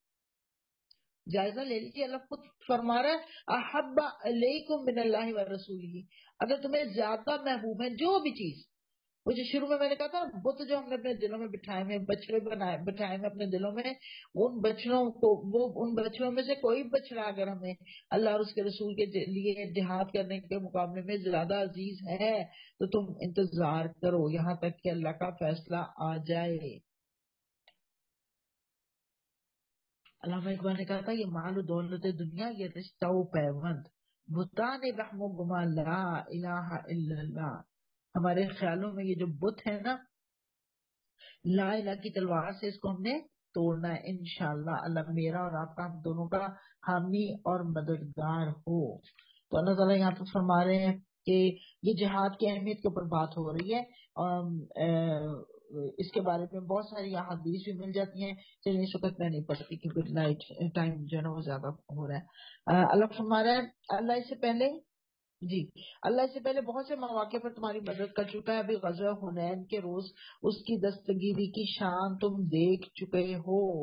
غزوہ حنین کے موقع پہ ایسا تھا کہ لگ رہا تھا کہ مسلمان جو ہے ان کو بڑا غرور تھا کہ ان کی تعداد بہت زیادہ تھی، کفار تھوڑے تھے، اور ان کو بہت گمان ہوا کہ بس آج تو ہماری پتہ یقینی ہے، لیکن ایسے تیر انداز تھے وہ حوازن کے کہ انہوں نے مسلمانوں کو بالکل کو چوپٹ بھاگنا پڑ گیا، یہاں تک کہ حضرت محمد صلی اللہ علیہ وسلم نے ان کو پکار پکار کے جمع کیا تو پھر مسلمان جمع ہوئے۔ تو اللہ تعالیٰ کہہ رہا ہے حنین کے روز اس کی دستگیری کی شان تو تم دیکھ ہی چکے ہو، اس روز تمہیں اپنی کثرت تعداد کا غرور تھا مگر وہ تمہارے کچھ کام نہ آئی، اور زمین اپنی وسعت کے باوجود تم پر تنگ ہو گئی اور تم پیچھ پھیر کر بھاگ نکلے۔ پھر اللہ نے اپنی سکینت اپنے رسول پر اور مومنین پر نازل فرمائی اور وہ لشکر اتارے جو تم کو نظر نہ آتے تھے، اور منکرین حق کو سزا دی کہ یہی بدلہ ان لوگوں کے لیے جو حق کا انکار کریں۔ پھر تم یہ بھی دیکھ چکے ہو کہ اس طرح سزا دینے کے بعد اللہ جس کو چاہتا ہے توبہ کی توفیق بھی بخش دیتا ہے۔ اللہ درگزر کرنے والا اور رحم فرمانے والا ہے۔ آخر رزلٹ یہ ہوا تھا کہ مسلمانوں کو فتح نصیب ہوئی تھی اور بہت مال غنیمت ملا تھا مسلمانوں کو۔ آپ صلی اللہ علیہ وسلم انصار کو زیادہ نہیں آپ نے دیا، بلکہ مؤلفۃ القلوب کے لیے نئے مسلمانوں کو زیادہ دیا۔ تو اس پر کچھ انصاری ناراض ہوئے، حضرت سعد بن عبادہ نے یہ بات حضور صلی اللہ علیہ وسلم کو بتا دی۔ اس پر حضور صلی اللہ علیہ وسلم نے انصار سے خطاب کیا اور بہت ان کو احساس دلایا کہ تم کچھ بھی نہیں تھے، اللہ نے تم کو میرے ذریعے دین اسلام سے نوازا، تم گھاس کے چند ٹکڑوں کے لیے مجھ سے ناراض ہو گئے ہو؟ اور کیا تم کو یہ پسند نہیں کہ یہ لوگ تو دنیا کا سامان لے جائیں اور تم اللہ کے رسول کو ساتھ لے جاؤ؟ بلّہ اگر ساری دنیا ایک طرف اور انصار دوسری طرف ہوں تو میں انصار کے ساتھ ہوں گا۔ اس پر انصار بہت روئے اور کہا کہ ہم راضی ہیں آپ کے فیصلے پر۔ گویا کہ وہ کمپیریزن کیا گیا اس وقت کا بھی، اس وقت بھی مال کی ایک وہ محبت جو ہے ان کے دلوں میں آئی تو وہ لوگ تھوڑا سا کنفیوز ہو گئے۔ تو یہاں پہ یہی بتایا گیا کہ جب دین اور دنیا کا کمپیریزن آ جائے تو تمہیں کیا چننا چاہیے۔ پچھلی آیت میں آیت نمبر 23 میں یہی پڑھا ہے نا، اللہ فرما رہا ہے اللہ درگزر کرنے والا اور رحم فرمانے والا ہے، اے ایمان لانے والوں مشرکین ناپاک ہیں، لہٰذا اس سال کے بعد یہ مسجد حرام کے قریب نہ پھٹکنے پائیں۔ یہ اب آئندہ کے لیے بتا دیا گیا، ان کا حج اور ان کی زیارت ہی بند نہیں ہے بلکہ یہ مسجد حرام کے قریب بھی نہ پھٹکنے پائے۔ اور اگر تمہیں تنگ دستی کا خوف ہے تو بعید نہیں کہ اللہ چاہے تو تمہیں اپنے فضل سے غنی کر دے، اللہ علیم اور حکیم ہے۔ جنگ کرو اہل کتاب میں سے ان لوگوں کے خلاف جو اللہ روز آخر پر ایمان نہیں لاتے اور جو کچھ اللہ اور اس کے رسول نے حرام قرار دیا ہے اسے حرام نہیں کرتے اور دین حق کو اپنا دین نہیں بناتے، اور ان سے لڑو یہاں تک کہ وہ اپنے ہاتھ سے جزیہ دیں اور چھوٹے بن کر رہیں۔ جزیہ دیا جاتا تھا ٹیکس دینا، یعنی چھوٹے بن کر رہے، یعنی کہ جو اقلیتوں کا قانون تھا اس کے مطابق یہ کہا گیا۔ اور یہودی کہتے ہیں کہ عزیر اللہ کا بیٹا ہے۔ حضرت عزیر کون تھے؟ حضرت عزیر جو ہے یہودی، ان کو اپنا یہودیوں کے پیغمبر تھے، بنی اسرائیل میں آئے تھے، اور 440 قبل مسیح ان کا زمانہ بتایا جاتا ہے۔ اور عیسائی کہتے ہیں مسیح اللہ کا بیٹا ہے، اور یہودیوں نے حضرت عزیر نے نا بیسیکلی میں آپ کو بتاؤں انشاءاللہ آگے چل کے ہم پڑھیں گے، سورہ حشر میں بھی تھوڑا پڑھیں گے، سورہ بنی اسرائیل میں پڑھیں گے انشاءاللہ۔ جو یہودیوں کا دور ادوار کی میں تھوڑی سی مختصر سی تفصیل بتاؤں گی۔ ان کے ادوار تو آپ دیکھیے گا اس میں سنیں گے آپ کہ حضرت عزیر نے ان کے دین کو نئے سرے سے کھڑا کیا تھا۔ ان کی کتاب تلف ہو گئی تھی، ختم ہو گئی تھی۔ حضرت عزیر نے اپنی یادداشت سے اور کچھ دوسرے لوگوں کی یادداشت سے کتاب کو دوبارہ لکھوایا تھا، تو انہوں نے غلو کی انتہا کر دی، ان کو اللہ کا بیٹا بنا لیا۔ استغفر اللہ، جیسے یہودیوں نے حضرت عیسیٰ کو اللہ کا بیٹا بنایا۔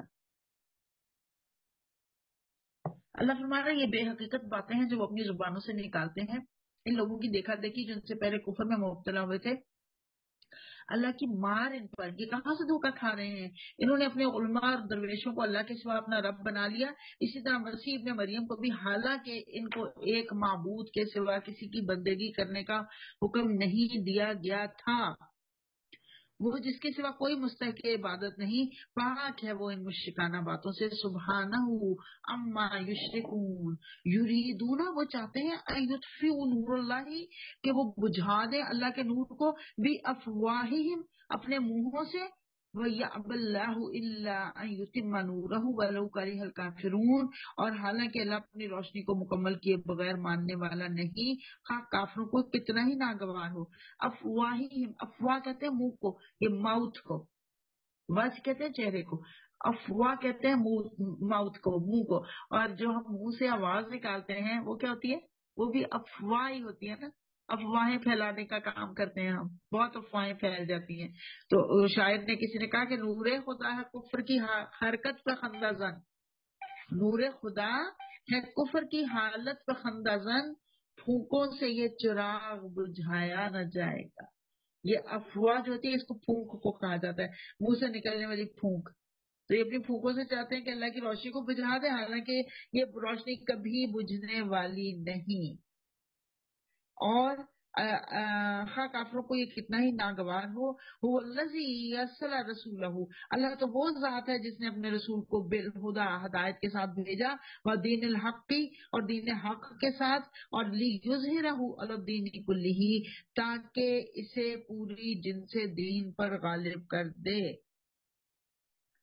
یعنی اللہ یہ فرما رہا ہے کہ اللہ نے اپنے رسول کو دین حق کے ساتھ بھیجا ہے، اور یہ دین حق ہر ایک چیز پر غالب آنے والا ہے، خواہ مشرکوں کو یہ کتنا ہی ناگوار ہو۔ اور اے ایمان لانے والوں، ان اہل کتاب کے اکثر علماء اور درویشوں کا حال یہ ہے، احباری و رہبانی، عام طور پہ احبار جو ہے یہودیوں کے ہوتے ہیں اور رہبان عیسائیوں کے علماء ہوتے ہیں، لیکن رہبان درویشوں کو کہا جاتا ہے اور احبار علماء کو کہا جاتا ہے۔ تو اہل کتاب یہودیوں کے اندر ہی زیادہ عالم تھے اور عیسائیوں کے ہاں زیادہ تر درویش تھے، پادری۔ اللہ فرمانے اکثر علماء اور درویشوں کا حال یہ ہے کہ وہ لوگوں کے مال باطل طریقوں سے کھاتے ہیں اور انہیں اللہ کی راہ سے روکتے ہیں۔ دردناک سزا کی خوشخبری دے دو ان کو جو سونے اور چاندی جمع کر کے رکھتے ہیں اور انہیں اللہ کی راہ میں خرچ نہیں کرتے۔ ایک دن آئے گا کہ اسی سونے چاندی پر جہنم کی آگ دہکائی جائے گی اور پھر اسی سے ان لوگوں کی پیشانیاں اور پہلوؤں اور پیٹھوں کو داغا جائے گا۔ استغفر اللہ العظیم واتوب الیہ۔ حضرت ابو ہریرہ رضی اللہ تعالیٰ عنہ مروی ہے کہ حضور صلی اللہ علیہ وسلم نے فرمایا، جو سونے اور چاندی کا مالک اس کی زکوٰۃ ادا نہیں کرتا، اس کے سونے چاندی کو تختے کی شکل دے کر تپایا جائے گا اور اس سے ان کو داغا جائے گا، جب ٹھنڈے ہوں گی تو دوبارہ تپایا جائے گا۔ استغفر اللہ العظیم۔ انشاءاللہ آگے چل کے بھی پڑھیں گے، زکوٰۃ کی پھر بات کریں گے انشاءاللہ تھوڑی سی زیادہ، سونے چاندی سے جو تپایا جائے گا اس کا انشاءاللہ آگے چل کے میں بات کرتی ہوں۔ اور پھر اسی سے ان لوگوں کی پیشانی اور پہلوؤں اور پیٹھوں کو داغا جائے گا۔ یہ ہے وہ خزانہ، ھذا ما کنزتم، مال کا وہ ڈھیر، کنزتم کنز کہتے ہیں ڈھیر کو، مال کے ڈھیر کو، لِأَنفُسِکُم، جو تم نے اپنے جانوں کے لیے جمع کیا تھا، تم نے اپنے لیے جمع کیا تھا، فذوقوا، تو چکھو، ما کنتم تکنزون، اس سمے اپنی سمیٹی ہوئی دولت کا مزہ چکھو۔ خطاب اہل ایمان سے ہے اور مثال اہل کتاب سے دی جا رہی ہے تاکہ مسلمان ایسے کام نہ کریں۔ اچھا، ایک اور حدیث میں آتا ہے، یہ تپائے جانے کی جو بات میں نے پڑھی ابھی سنائی آپ کو حدیث، کہا جاتا ہے کہ حتیٰ کہ اس پورے دن جب حساب ہو رہا ہوگا وہ تپائے جاتے رہیں گے۔ وہ پورا دن کتنا ہوگا؟ 50,000 سال کا ایک دن ہوگا، حتیٰ کہ حساب کا وقت آ جائے گا اور پھر فیصلہ ہو جائے گا۔ تو بظاہر سمجھایا جا رہا ہے کہ بظاہر یہ اللہ والے لوگ نظر آتے ہیں، لیکن در حقیقت یہی لوگ اللہ کے راستے سے روکنے کا باعث بن جاتے ہیں۔ ابھی احبار اور رہبان کی بات پڑھی ہے نا ہم نے، ان کے ہاں جو رسمیں بن گئی تھی نا کہ لوگ اپنا اپنا مال لے کر آتے تھے کہ یہ ہمیں بخشوائیں گے، تو نبی صلی اللہ علیہ وسلم نے اسلام کی دعوت دی تو ان کے مفادات پر بڑی زد پڑتی تھی، تو یہ مخالفت پر ڈٹ گئے۔ اور دوسری بات، اس کے بعد زکوٰۃ نہ دینے والوں کے لیے جو سخت وعید آئی، جو شخص اپنے مال کی زکوٰۃ ادا نہیں کرتا، قیامت والے دن اس کے مال کو آگ کی تختیاں بنا دیا جائے گا۔ ابھی میں نے آپ کو یہ حدیث پڑھ کر سنائی۔ استغفر اللہ العظیم۔ ذرا اس کو یوں سمجھیے، جلتی ہوئی تیز گرم استری میں اس کے اوپر ذرا اپنا ہاتھ رکھ کر دیکھیے، کیونکہ ہم اس کو اگر اس طرح پڑھیں نا کہ ان کے زیوروں کو، جو سونا جمع کیا اس کو تپا کے ان کو اس سے تپایا جائے گا، تو آپ دیکھیے اس کی وہ جو ہے نا حدت وہ اتنی زیادہ نہیں ہوتی، وہ تھوڑا تھوڑا بنا ہوتا ہے نا، لیکن جب پوری ایک تختی کی شکل دے دی جائے، ایک سلیب کی شکل دے دی جائے، استری کو ذہن میں رکھ لیجئے، پوری ایک وہ ایک سلیب کی شکل ہوتی ہے نا، اس کو اگر تپا کے لگایا جائے استغفر اللہ، تو کیا بچے گا اس انسان کے جسم۔ اللہم اعوذ بک من عذاب النار، اللہم اعوذ بک من عذاب النار۔ اللہ ہم سب کو اس جہنم کی آگ سے بچا کے رکھنا اور اپنی جو مال و دولت ہے اس کی محبت سے بچا کے رکھنا۔ ان عدت الشہور عند اللہ 12 شہرا، حقیقت یہ ہے کہ مہینوں کی تعداد جب سے اللہ نے آسمان اور زمین کو پیدا کیا ہے اللہ کے نوشتے میں 12 ہی ہے، ان میں سے 4 مہینے حرام ہیں، یہ ٹھیک ضابطہ ہے، لہٰذا ان 4 مہینوں میں اپنے اوپر ظلم نہ کیا کرو۔ وہ جو ذی القعدہ، ذی الحجہ، محرم اور رجب، یہ 4 مہینے اللہ نے حرام قرار دیے ہیں۔ اور مشرکوں سے سب مل کر لڑو جس طرح وہ سب مل کر تم سے لڑتے ہیں، اور جان رکھو کہ اللہ متقیوں ہی کے ساتھ ہے۔ نسی تو کفر میں ایک مزید کافرانہ حرکت ہے۔ 2 طریقے تھے نسی کے، جس سے نسی نسیان سے، تو یہ نسی انہوں نے ایک رائج کر دیا تھا طریقہ، پہلے بھی میرا خیال ہے اس کے اوپر میں تھوڑی سی بات کر آئی ہوں شروع میں، تو کسی سال 1 مہینے کو حلال کر لیتے تھے اور کسی سال اسی کو حرام کر دیتے تھے، کہتے تھے یہ تو نسی کا مہینہ ہے، اور پھر کہتے تھے یہ قبیصہ کا مہینہ ہے۔ تو یہ محرم نہیں آیا، لڑائی ہو رہی ہے نا، اب لڑائی کو روکنا نہیں چاہتے، اپنی جوش چڑھا ہوا ہے، تو کہتے ہیں یہ نہیں جی نہیں، یہ محرم نہیں ہے، یہ نسی کا مہینہ ہے، یا یہ قبیصہ کا مہینہ ہے، اور اس میں وہ لڑائی جاری رکھتے تھے. پھر جب لڑائی ختم ہو جاتی تھی تو پھر اس کے بعد اور کوئی مہینہ آ جاتا تھا، شوال کا مہینہ، شعبان کا مہینہ، کوئی اور مہینہ، تو اس کو کہتے تھے ہاں جی یہ ہے محرم کا مہینہ. استغفر اللہ. اللہ کہہ رہے ہیں یہ تو کافرانہ حرکت ہے. یہ کافر لوگ گمراہی میں مبتلا کیے جاتے ہیں، کسی سال ایک مہینے کو حلال کر لیتے ہیں، کسی سال دوسرے اسی کو حرام کر لیتے ہیں، تاکہ اللہ کے حرام کیے ہوئے مہینوں کی تعداد پوری بھی کر دیں اور اللہ کا حرام کیا ہوا حلال بھی کر لیں. ان کے برے اعمال ان کے لیے خوشنما بنا دیے گئے، اور اللہ منکرین حق کو ہدایت نہیں دیا کرتا. ان لوگوں جو ایمان لائے. اب دیکھیے یہ غزوہ تبوک کا پس منظر ذہن میں رکھیے. بصرہ کے حاکم نے حضور صلی اللہ علیہ وسلم کے سفیر حضرت حارث بن عبید کو قتل کر دیا. آپ صلی اللہ علیہ وسلم نے 3000 کا لشکر حضرت زید بن حارثہ کی سرکردگی میں بھیجا. رومی 1,00,000 کا لشکر لے کر آ گئے. غزوہ موتا پیش آ گئی. حضرت زید کے بعد حضرت جعفر بن ابی طالب شہید ہوئے تو عبداللہ بن رواحہ بھی مقرر ہوئے لیڈر.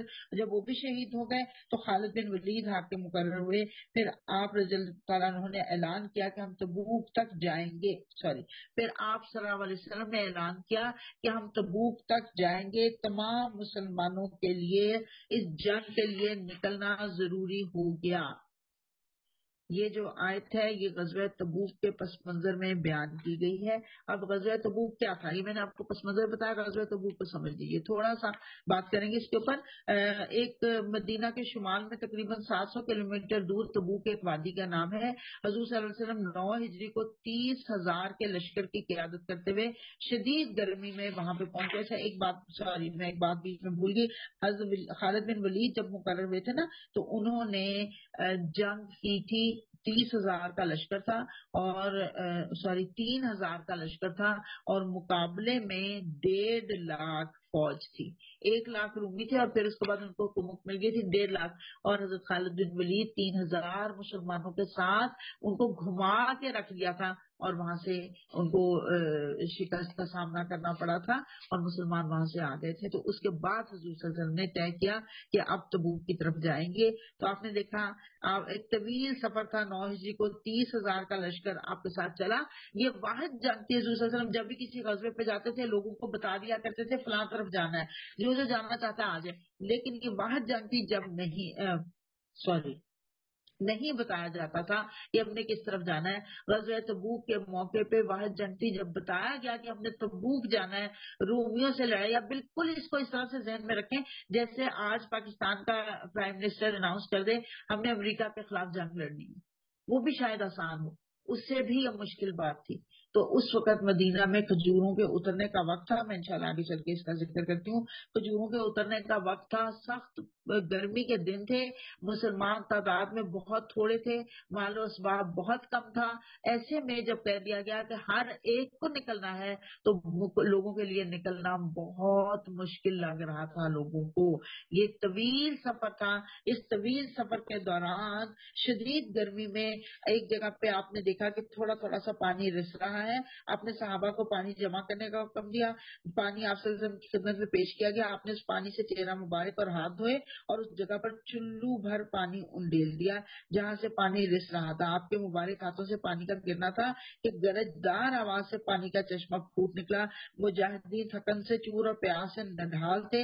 سب نے جی بھر کر پانی پیا اور اللہ کا شکر ادا کیا. نبی صلی اللہ علیہ وسلم نے معاذ کو مخاطب ہو کر کہا کہ اے معاذ رضی اللہ تعالیٰ عنہ اگر تیری زندگی لمبی ہوئی، ینگ تھے، بڑے بہت ینگ تھے، ٹین ایج تھے، تو کہا اگر تیری زندگی لمبی ہوئی تو تم یہاں پہ ہرے بھرے اور سبز لہلاتے ہوئے باغیچے دیکھو گے. آپ کی پیشگی درست ثابت ہوئی. اس موجزانہ چشمے کی برکت سے وہاں کچھ ہی عرصے میں سبزہ لہلانے لگا. اب بھی وہاں آنکھوں کو خیرہ کرنے والا سبزہ اور دل کو نور بخشنے والا سرسبز باغات موجود ہیں جو آنکھوں کو تراوٹ بخشتے ہیں. حضور صلی اللہ علیہ وسلم نے مسلمانوں کو یہ آیات سنا کر جنگ کے لیے ابھارا. روم کے عیسائی بادشاہ ہرقل کے بارے میں اطلاع ملی کہ وہ مسلمانوں کے خلاف لڑائی کے لیے تیاری کر رہا ہے تو حضور صلی اللہ علیہ وسلم نے بھی مسلمانوں کو تیاری کا حکم دیا. یہ شوال 9 ہجری کا واقعہ ہے. سخت گرمی کا تھا. سفر بہت لمبا تھا جس پر بعض لوگوں کو یہ حکم بہت ناگوار گزرا. اسی لیے اس جنگ کو جیش الاسرا بھی کہا گیا ہے، تنگی کا لشکر. آپ صلی اللہ علیہ وسلم نے مسلسل واز اور تلقین کے ذریعے مسلمانوں میں جہاد کا جذبہ اجاگر کیا، یہاں تک کہ اس مہم کے لیے 30,000 کا لشکر تیار ہو گیا۔ نبی صلی اللہ علیہ وسلم جب کسی غزوہ کے لیے نکلتے تو عام طور پر اشارے سے بات کرتے، لیکن اس موقع پر آپ نے مختلف طریقہ اختیار کیا۔ آپ نے صاف طور پر جہاد کا حکم دیا، بتایا کہ ہمارا ارادہ روم کی طرف جانے کا ہے۔ جب وہاں تشریف لے گئے حضور صلی اللہ علیہ وسلم، ہر کوئی معلوم ہوا کہ آپ خود اتنی دور کا سفر کر کے آ گئے ہیں اتنی بڑی فوج کے ساتھ، تو وہ اس بات سے بہت گھبرا گیا اور آپ سے مروب ہو کر اپنی فوجوں کو پیچھے ہٹنے کا حکم دے دیا۔ نبی صلی اللہ علیہ وسلم کو جب رومی فوجوں کی پسپائی کا علم ہوا تو آپ نے بھی مزید چڑھائی سے رک گئے اور وہاں کے کچھ علاقوں کو باز گزار کر کے وہاں سے واپس آ گئے۔ یہ ہے وہ معرکہ جس کی وجہ سے سورت کا نام سورت توبہ رکھا گیا۔ اب انشاءاللہ آگے چل کے ہم اس کو پڑھیں گے، کیونکہ اب اس موقع پہ کچھ مسلمان جو صحیح مسلمان تھے لیکن وہ نہیں گئے تھے جنگ کرنے کے لیے، انہوں نے توبہ مانگی اور اللہ نے ان کی توبہ قبول کر دی، اس لیے سورت کا نام توبہ رکھا گیا۔ اور اس سے پہلے بسم اللہ الرحمن الرحیم نہیں پڑھی میں نے، آپ نے نوٹس کیا ہوگا نہیں پڑھی، کیوں کہ حضرت محمد صلی اللہ علیہ وسلم نے نہیں پڑھی، آپ نے نہیں لکھوائی، کیونکہ شروع میں ہی کفار کے ساتھ اظہار ناراضگی کیا جا رہا ہے، تو کیسے ہو سکتا، کنٹراڈکشن ہو جاتا نا، اللہ کی رحمت کا ذکر کر کے ساتھ ہی اظہار ناراضگی ہوتا، اس لیے اس سے پہلے بسم اللہ نہیں لکھی گئی۔ واللہ عالم بالصواب، جتنی ہمیں سمجھ آئی ہم نے اس کو بیان کر دیا۔ اللہ تعالیٰ ہماری اس کوشش کو قبول فرمائے۔ اللہ فرما رہا ہے جب اے لوگوں جو ایمان لائے ہو، تمہیں کیا ہو گیا کہ جب تم سے اللہ کی راہ میں نکلنے کے لیے کہا گیا تو تم زمین سے چمٹ کر رہ گئے؟ کیا تم نے آخرت کے مقابلے میں دنیا کی زندگی کو پسند کر لیا؟ اور ایسا ہے تو تمہیں معلوم ہو کہ دنیوی زندگی کا یہ سب سر و سامان آخرت میں بہت تھوڑا نکلے گا۔ تم نہ اٹھو گے تو اللہ تمہیں دردناک سزا دے گا۔ حدیث قدسی ہے، اچھی طرح میری عبادت میں مصروف ہو جاؤ، میں تم کو سکون اور ٹھنڈک سے بھر دوں گا۔ اگر تم غافل ہو جاؤ گے تو کوشش کرتے رہو، میں تمہیں اسی دنیا میں کھپا دوں گا۔ اللہ کی کوشش میں، اللہ کی عبادت میں، اللہ کی رضا کی کوشش میں لگ جاؤ گے تو اللہ سکون عطا کرے گا، اور تمہاری جگہ اللہ کہہ رہا ہے تمہیں دردناک سزا دوں گا، اور تمہاری جگہ کسی اور گروہ کو اٹھا دوں گا، اور تم خدا کو کچھ بھی نہیں بگاڑ سکو گے، وہ ہر چیز پر قدرت رکھتا ہے۔ دیکھیے نا، بنی امیہ کا دور نکلا، بنی امیہ ختم ہوئے، بنی عباسی کا دور آ گیا۔ ایسے ہی اللہ تعالیٰ نے ہر دنیا میں ایک نسل کے بعد ایک نسل پیدا کی، بڑے عروج کے بعد ان کو زوال آتا ہے جب، تو پھر اس کے بعد دوسرے لوگ آ جاتے ہیں، اور زوال کی وجہ کیا ہوتی ہے؟ دنیا میں گم ہو جاتے ہیں۔ تم نے اگر نبی کی مدد نہیں کی تو کچھ پرواہ نہیں، اللہ اس کی مدد اس وقت کر چکا ہے جب کافروں نے اسے نکال دیا تھا، مکہ سے نکالا تھا نا، ہجرت پہ مجبور ہو گئے تھے۔ اور کیا تھا؟ جب وہ صرف 2 میں کا دوسرا تھا، جب وہ دونوں غار میں تھے، جب اپنے ساتھی سے کہہ رہا تھا لا تحزن، غم نہ کر، ان اللہ معنا، بے شک اللہ ہمارے ساتھ ہے، فانزل اللہ سکینتہ علیہ، تو اللہ نے اس وقت ان کے اوپر سکون نازل کر دیا، وأیدہ بجنود لم تروها، اور ان کی ایسے لشکروں سے مدد کی جن کو تم نہیں دیکھ سکتے، وجعل، اور بنا دیا کلمۃ الذین کفروا السفلی، کافروں کا قول جو ہے وہ نچلا کر دیا، اللہ نے کافروں کا قول نچلا کر دیا، وکلمۃ اللہ ہی العلیٰ، اور اللہ کا کلمہ ہی اوپر ہونے والا ہے۔ اچھا پہلے اس کی بات کر لوں، صاحبی ہی، یہ صاحبی ہی کون ہے؟ صاحب کہتے ہیں ساتھی کو۔ حضرت محمد صلی اللہ علیہ وسلم کے ساتھی کون تھے؟ سبحان اللہ، جن کا ذکر اللہ نے قرآن میں کر دیا، حضور صلی اللہ علیہ وسلم کے بچپن کے دوست حضرت ابوبکر صدیق 3 دن غار ثور میں ٹھہرے رہے۔ حضرت عائشہ فرماتی ہیں کہ ایک دن ہم گھر میں بیٹھے ہوئے تھے اور حضور صلی اللہ علیہ وسلم اپنے منہ پر چادر ڈال کر اندر آئے، آنے کی اجازت چاہی، فرمایا سب کو باہر بھیج دو، تو حضرت ابوبکر نے فرمایا کہ آپ کے گھر والے ہی ہیں، آپ نے فرمایا کہ مجھے ہجرت کی اجازت مل گئی ہے، اور آپ نے ہجرت کی، اور ہجرت کے لیے حضرت ابوبکر کو ساتھ لیا اور لے کے چلے گئے۔ 3 دن تک غلط اپوزٹ سائڈ پہ گئے، غار ثور میں پناہ لی 3 دن تک، وہاں پہ حضرت اسما عائشہ کی بہن، وہ آپ صلی اللہ علیہ وسلم کو اور حضرت ابوبکر صدیق کو، یعنی اپنے والد کو اور حضرت محمد صلی اللہ علیہ وسلم کو کھانا پہنچاتی نہیں، بکریوں کو چرانے کے بہانے جاتی تھی اور وہاں پہ کھانا ان کو دے آتی تھی۔ 3 دن کے بعد وہاں سے انہوں نے روانگی اختیار کی۔ 3 دن جو وہاں رہے وہ سخت قسم پرسی کا عالم تھا، خوف کا عالم تھا، دشمن پہنچ سکتا تھا، دشمن غار کے دہانے تک پہنچ گیا، لیکن اللہ نے اس کو اندر دیکھنے سے روک دیا. اور یہ وہ دور تھا جب حضرت ابوبکر پریشان ہوئے تو حضرت محمد صلی اللہ علیہ وسلم نے کہا لا تحزن، پریشان نہ ہو، ان اللہ معنا، ہمارے ساتھ اللہ ہے. اور یہ اتنی بڑی نیکی تھی حضرت ابوبکر صدیق کی. دیکھیے میں بات کرتی ہوں اکثر کہ جو دوست ہوتے ہیں نا ان کا پتہ اس وقت چلتا ہے جب پریشانی کا وقت آتا ہے. پریشانی کے وقت میں اچھے اچھے دوست ساتھ چھوڑ جاتے ہیں. حضرت ابوبکر صدیق نے اس پریشانی کے عالم میں حضرت محمد صلی اللہ علیہ وسلم کا ساتھ نہیں چھوڑا. حضرت محمد صلی اللہ علیہ وسلم کو اتنے محبوب تھے کہ حضرت عمر کہا کرتے ہیں کہ اے ابوبکر آپ میرے سے میری تمام زندگی کی نیکیاں لے لیجئے اور مجھے صرف ایک رات دے دیجئے جو آپ نے حضرت محمد صلی اللہ علیہ وسلم کے ساتھ بسر کی تھی. سبحان اللہ. وہ جو قربانی کی انتہا دیکھتے ہیں ہم. حضرت محمد صلی اللہ علیہ وسلم فرماتے ہیں ایک مرتبہ عائشہ نے پوچھا، باہر آسمان پہ تارے دیکھے، پوچھا یا رسول اللہ صلی اللہ علیہ وسلم کیا کسی شخص کی اتنی نیکیاں بھی ہو سکتی ہیں جتنے آسمان پر تارے ہیں؟ حضور صلی اللہ علیہ وسلم نے مسکرا کے کہا ہاں عمر کی. اب عائشہ کہتی میرا چہرہ ایک دم بجھ گیا. میرا خیال تھا کہ میرے والد کا نام لیں گے. حضور صلی اللہ علیہ وسلم نے فرمایا عائشہ ابو بکر کی تو ایک رات کی نیکیاں ان ساری تاروں کی نیکیوں سے زیادہ بڑھ کر ہے. وہ جو میرے ساتھ اس نے ساری ایک نہیں 3 راتیں، وہ جو 3 راتیں اس نے میرے ساتھ گزاری تھی وہ ان ساری نیکیوں کے اوپر بھاری ہیں. تو یاد رکھیے مشکل میں جب آپ کسی دوست کی مدد کرتی ہے نا ساری عمر وہ آپ کا احسان نہیں بھولتی. تو مشکل میں دوستوں کی مدد کیا کیجیے. اللہ یہاں کہہ رہے ہیں اللہ کا بول ہی اونچا ہونے والا ہے. کلمۃ اللہ ہی العلیٰ واللہ عزیز الحکیم. اللہ زبردست ہے اور بہت حکمت والا ہے. اور نکلو خواہ ہلکے ہو یا بوجھل اور جہاد کرو اللہ کی راہ میں اپنے مالوں اور اپنی جانوں کے ساتھ. یہ تمہارے لیے بہتر ہے اگر تم جانو. میں تو جہاد کی جہاں بات آئے گی نا نعوذ باللہ خدا نہ خواستہ میرا مطلب یہ جہاد فی القتال یا جہاد بالسیف کو ہلکا کرنا نہیں ہے، وہ اپنی جگہ پہ بہت اہم ہے. لیکن میں تو آج اپنی اور آپ کی بات کروں گی. میں نے اور آپ نے تلواریں لے کر نہیں نکلنا لیکن اپنی زبانوں سے جہاد کر سکتے ہیں. اس وقت غزہ کے مسلمانوں پہ جو آفت آئی ہوئی ہے اس کے لیے جہاد کر سکتے ہیں اپنی زبان سے، اپنے ہاتھ سے، سوشل میڈیا کے اوپر اور اپنے مال سے جہاد کر سکتے ہیں. یہ جہاد ہے،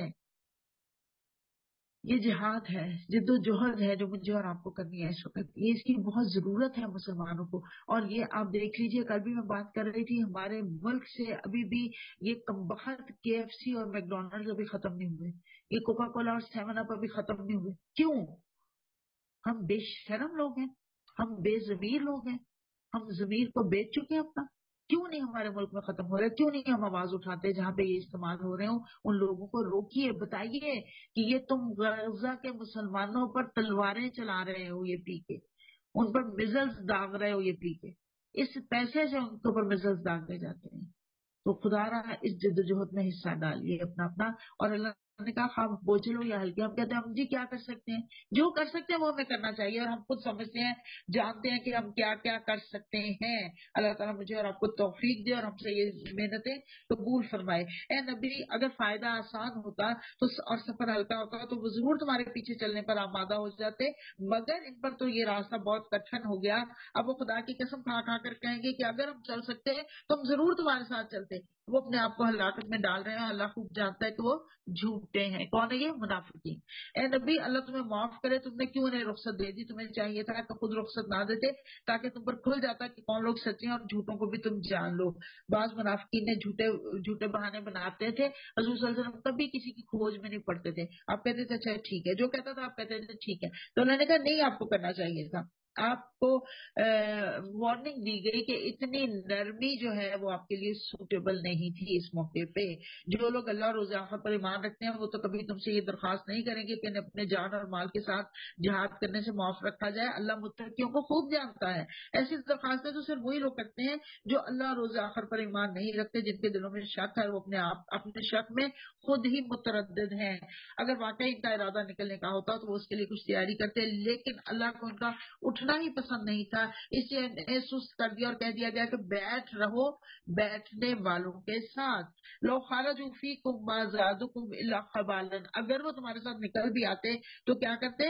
تمہارے اندر خرابی کے سوا کسی چیز کا اضافہ نہ کرتے، وہ تمہارے درمیان فتنہ پردازی کے لیے دوڑ دھوپ کرتے۔ اور تمہارے گروہ کا حال یہ ہے کہ ابھی اس میں بہت سے ایسے لوگ موجود ہیں جو ان کی باتیں کان لگا کر سنتے ہیں۔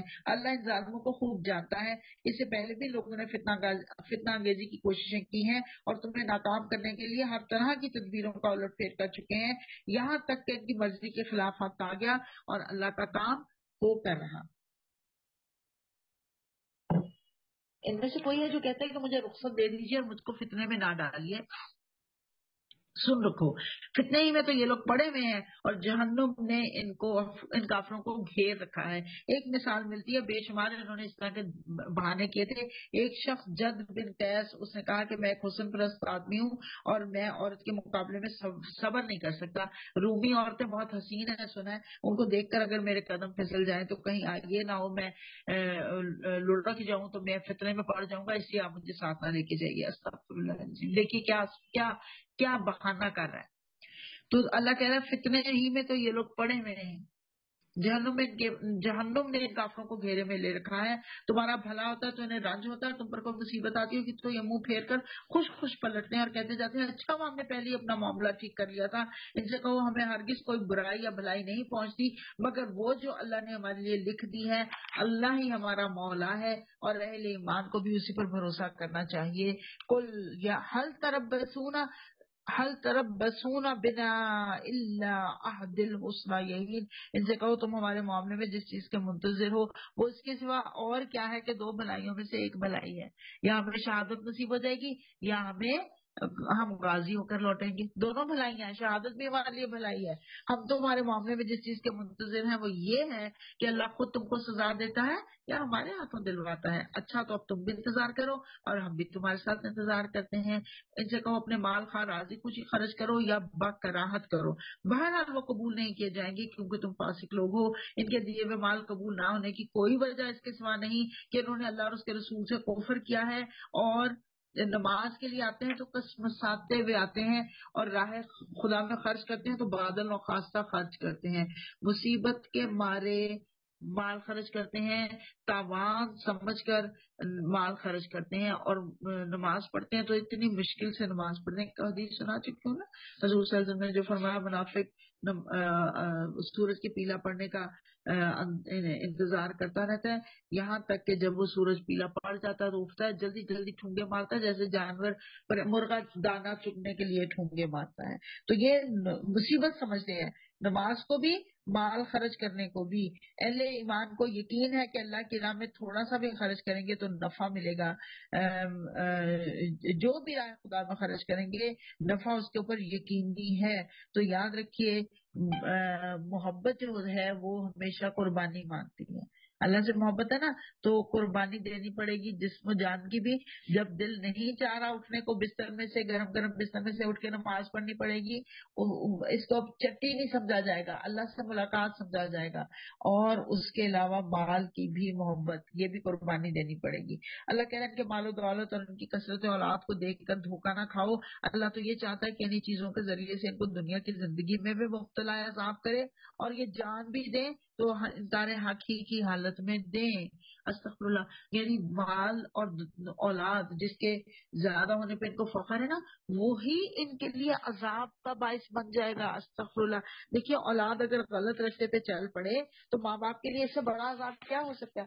اور مال جو جمع کیا ہوا ہے، ڈھیروں ڈھیر جمع کیا ہوا ہے، وہی مال جو ہے وہ انسان کے لیے نقصان کا باعث ہو جائے تو اس سے بڑا کیا عذاب ہو سکتا ہے کہ جس سے محبت تھی وہی چیزیں دھوکہ دے گئی۔ وہ اللہ کی قسم کھا کھا کر کہتے ہیں کہ ہم تمہیں میں سے ہیں، حالانکہ وہ ہرگز تم میں سے نہیں۔ ان کے نیتوں میں فرق ہے، ان کے ایمان میں فرق ہے، ان کے دل میں فرق ہے، وہ تم میں سے نہیں ہے۔ اصل میں تو ایسے لوگ ہیں جو تم سے خوفزدہ ہیں، اگر وہ کوئی جائے پناہ پالیں یا کوئی کھو یا گھس بیٹھنے کی جگہ تو بھاگ کر اس میں جا چکے ہیں۔ اے نبی صلی اللہ علیہ وسلم، ان میں سے بعض لوگ صدقات کی تقسیم میں تم پر اعتراض کرتے ہیں۔ استغفر اللہ العظیم۔ جو ایک منافق تھا اس نے کہا کہ آپ انصاف سے کام لیجئے حضرت محمد صلی اللہ علیہ وسلم کو۔ استغفر اللہ استغفر اللہ۔ تو آپ صلی اللہ علیہ وسلم نے فرمایا کہ اللہ کی پناہ، افسوس ہے تم پر کہ اگر میں ہی انصاف نہ کروں گا تو پھر کون کرے گا۔ اور اسی طرح حضور صلی اللہ علیہ وسلم نے فرمایا کچھ لوگوں کو میں مال دیتا ہوں اور کچھ کو نہیں دیتا، جن کو دیتا ہوں اس لیے دیتا ہوں کہ مجھے ان سے جن کو دیتا ہوں اس لیے نہیں دیتا کہ مجھے ان سے زیادہ محبت ہے، بلکہ اس لیے کہ میں ان میں بے چینی دیکھتا ہوں، اور جن کو نہیں دیتا ان کی سیر چشمی مجھے نظر آتی ہے، اللہ جی مجھے ان کی سیر چشمی نظر آتی ہے، اللہ ان سے راضی ہوتا ہے۔ عمر بن تکلب فرماتے ہیں، حضرت عمر رضی اللہ تعالیٰ عنہ فرماتے ہیں کہ حضرت عمر نے یہ سنا کہ مجھے اچھا لگا کہ اگر اس کے بدلے میں مجھے 100 سرخ اونٹ مل جاتے تو مجھے اس سے اتنی خوشی نہ ہوتی۔ عمر بن تکلب صحابی ہیں، وہ بتاتے ہیں کہ حضرت عمر نے فرمایا یہ بات سن کر کہ مجھے اگر اس کے مقابلے میں 100 سرخ اونٹ بھی مل جاتے تو مجھے اس سے اتنی خوشی نہ ہوتی۔ جو اللہ کے نبی کی اس بات سے ہوئی کہ ان کی آنکھوں میں نے سیر چشمی دیکھ لی، گویا کہ وہ اللہ کے دیے ہوئے پر، نبی کے دیے ہوئے پر راضی ہیں، راضی با رضا ہیں۔ فَإِنْ أُوتُوا مِنْهَا رَضُوا وَإِنْ لَمْ يُؤْتَوْا مِنْهَا إِذَا هُمْ يَسْخَطُونَ، اگر اس مال میں سے انہیں کچھ دے دیا جائے تو خوش ہو جائیں اور نہ دیا جائے تو بگڑنے لگتے ہیں۔ کیا اچھا ہوتا کہ اللہ اور رسول صلی اللہ علیہ وسلم نے جو کچھ بھی انہیں دیا تھا اس پر وہ راضی رہتے اور کہتے اللہ ہمارے لیے کافی ہے، وہ اپنے فضل سے ہمیں اور بہت کچھ دے گا، اور اس کا رسول بھی ہم پر عنایت فرمائے گا، ہم اللہ کی طرف نظر جمائے ہوئے ہیں۔ یہاں پہ بہت بڑی بات پتہ چلی کہ ایک حدیث مبارکہ ہے کہ 7 لوگ اللہ کے عرش کے سائے تلے ہوں گے اس دن، جبکہ اللہ کے سائے کے علاوہ کوئی اور سایہ نہیں ہوگا۔ نمبر 1 انصاف کرنے والا حاکم، تو نبی صلی اللہ علیہ وسلم کو کہا جا رہا ہے کہ آپ انصاف کیجیے، ان سے بڑھ کر انصاف کرنے والا کون تھا؟ نمبر 2 وہ جوان جو اپنی جوانی اللہ کی یاد میں گزارے۔ نمبر 3 مسجد میں دل لگائے رکھنے والے، اور نمبر 4 وہ 2 لوگ جو اللہ کی محبت کی خاطر ملے اور اللہ کی محبت کی خاطر جدا ہو گئے۔ نمبر 5 ایسا جوان جس کو کوئی مالدار عورت دعوت گناہ دے اور وہ یہ کہہ کر اس سے بچا رہے کہ مجھے اللہ سے ڈر لگتا ہے۔ نمبر 6 وہ جس نے چھپ کر صدقہ کیا۔ نمبر 7 تنہائی میں اللہ کو یاد کر کے اس کی آنکھیں آنسوں سے بہہ پڑی۔ نمبر 4 والی صرف تو میرے اور آپ میں ہے اس وقت الحمدللہ، وہ 2 لوگ جو اللہ کی محبت کی خاطر ملے، اللہ کی محبت کی خاطر جدا ہو گئے۔ 10 بجے ہم ملتے ہیں اللہ کی محبت کی خاطر، اور 12 بجے ہم جدا ہو جاتے ہیں اللہ کی محبت کی خاطر۔ اللہ تعالیٰ ہم سے یہ قبول کر لے۔ اب یہاں پہ فرض صدقات کی بات آ رہی ہے، زکوٰۃ کی بات آ رہی ہے۔ یہاں سے سنیے، اللہ فرما رہا ہے انما الصدقات، بے شک صدقات، فرض صدقات یعنی زکوٰۃ، عشر، نذر، فطرانہ، کفارہ قسم، یہ ہے زکوٰۃ کا طریقہ بتایا جا رہا ہے۔ کس کے لیے ہے؟ ان لوگوں کے لیے جو صدقات کے اوپر نہیں، سوری، یہ پہلے کہا گیا یہ فقیروں اور مسکینوں کے لیے ہے۔ فقیر کون ہوتا ہے؟ فقر سے، فقر کہا جاتا ہے ریڑھ کی ہڈی کے مہرے کو، یعنی جس کی غربت کمر توڑ دے وہ فقیر ہوتا ہے، یہ سب سے نچلا درجہ ہوتا ہے۔ اور مسکین فقیر سے اوپر کا درجہ ہوتا ہے، یعنی اس کے پاس کھانے کو تو ہو لیکن پہننے کے لیے پوری ضرورتیں نہ ہو، کھا سکتا ہو لیکن پوری ضرورتیں پوری نہ کر سکتا ہو، کوئی اور ضرورت پوری کرے تو کھانا کم ہو جائے، وہ مسکین ہوتا ہے۔ زکوٰۃ جو ہے پہلے فقیروں اور مسکینوں کو دی جائے گی، اور پھر اس کے بعد ان لوگوں کو جو صدقات کے کام پر معمور ہوں، یعنی زکوٰۃ اکٹھی کرنے والے یا زکوٰۃ تقسیم کرنے والے، چاہے غنی ہوں، اپنے کام کا معاوضہ لے سکتے ہیں، ان کو تنخواہ دی جائے گی۔ اور حضور صلی اللہ علیہ وسلم نے فرمایا غنی کے لیے صدقہ حلال نہیں مگر 5 لوگ۔ نمبر 1 صدقہ کے لیے کام کرنے والا، جو نمبر 2 وہ جو اپنے مال سے صدقے کو خرید لے، نمبر 3 مقروض انسان، مثلا زمین ہے لیکن زمین بک نہیں رہی تو قرض ادا نہیں ہو رہا تو وہ بھی زکوٰۃ سے لے سکتا ہے۔ اور اللہ کے راہ میں لڑنے والا، خواہ وہ غنی ہی ہو۔ نمبر 5 مسکین، جس کو زکوٰۃ کا مال دیا گیا اور وہ کسی غنی کو اس کا ہدیہ دے دے، مثلا آپ کی بہن جس کو زکوٰۃ دی، اس نے اس میں سے کوئی چیز لے کے آپ کو دے دی، کوئی تحفہ تم دے دیا، تو آپ کے اوپر وہ زکوٰۃ کے پیسے کا ہی ہے لیکن آپ کو ہدیہ ملا ہے، آپ کے لیے جائز ہو جائے گا، بالکل ٹھیک ہو جائے گا۔ اور اللہ فرما رہا ہے اس کے بعد اگلی کیٹیگری ان کے لیے جن کی تالیف قلب مطلوب ہو۔ اس سے مراد اسلامی حکومت میں جو کمزور ہوں، ابھی نئے نئے مسلمان ہوں، ابھی ایمان اتنا مضبوط نہیں ہے، تو اسلام ان کو فائدہ دے سکتا ہے، اور کفار کو بھی دے سکتا ہے، کفار کو دے تاکہ اس کے ذریعے سے وہ اسلام کی طرف راغب ہوں اور اسلام قبول کر لیں۔ جن کی تالیف قلب ہو، تالیف قلب جو ہے وہ نیو مسلمس کی بھی اور نان مسلمس کی بھی ہو سکتی ہے۔ نیز ہے گردنوں کے چھڑانے اور قرض داروں کی مدد کرنے میں۔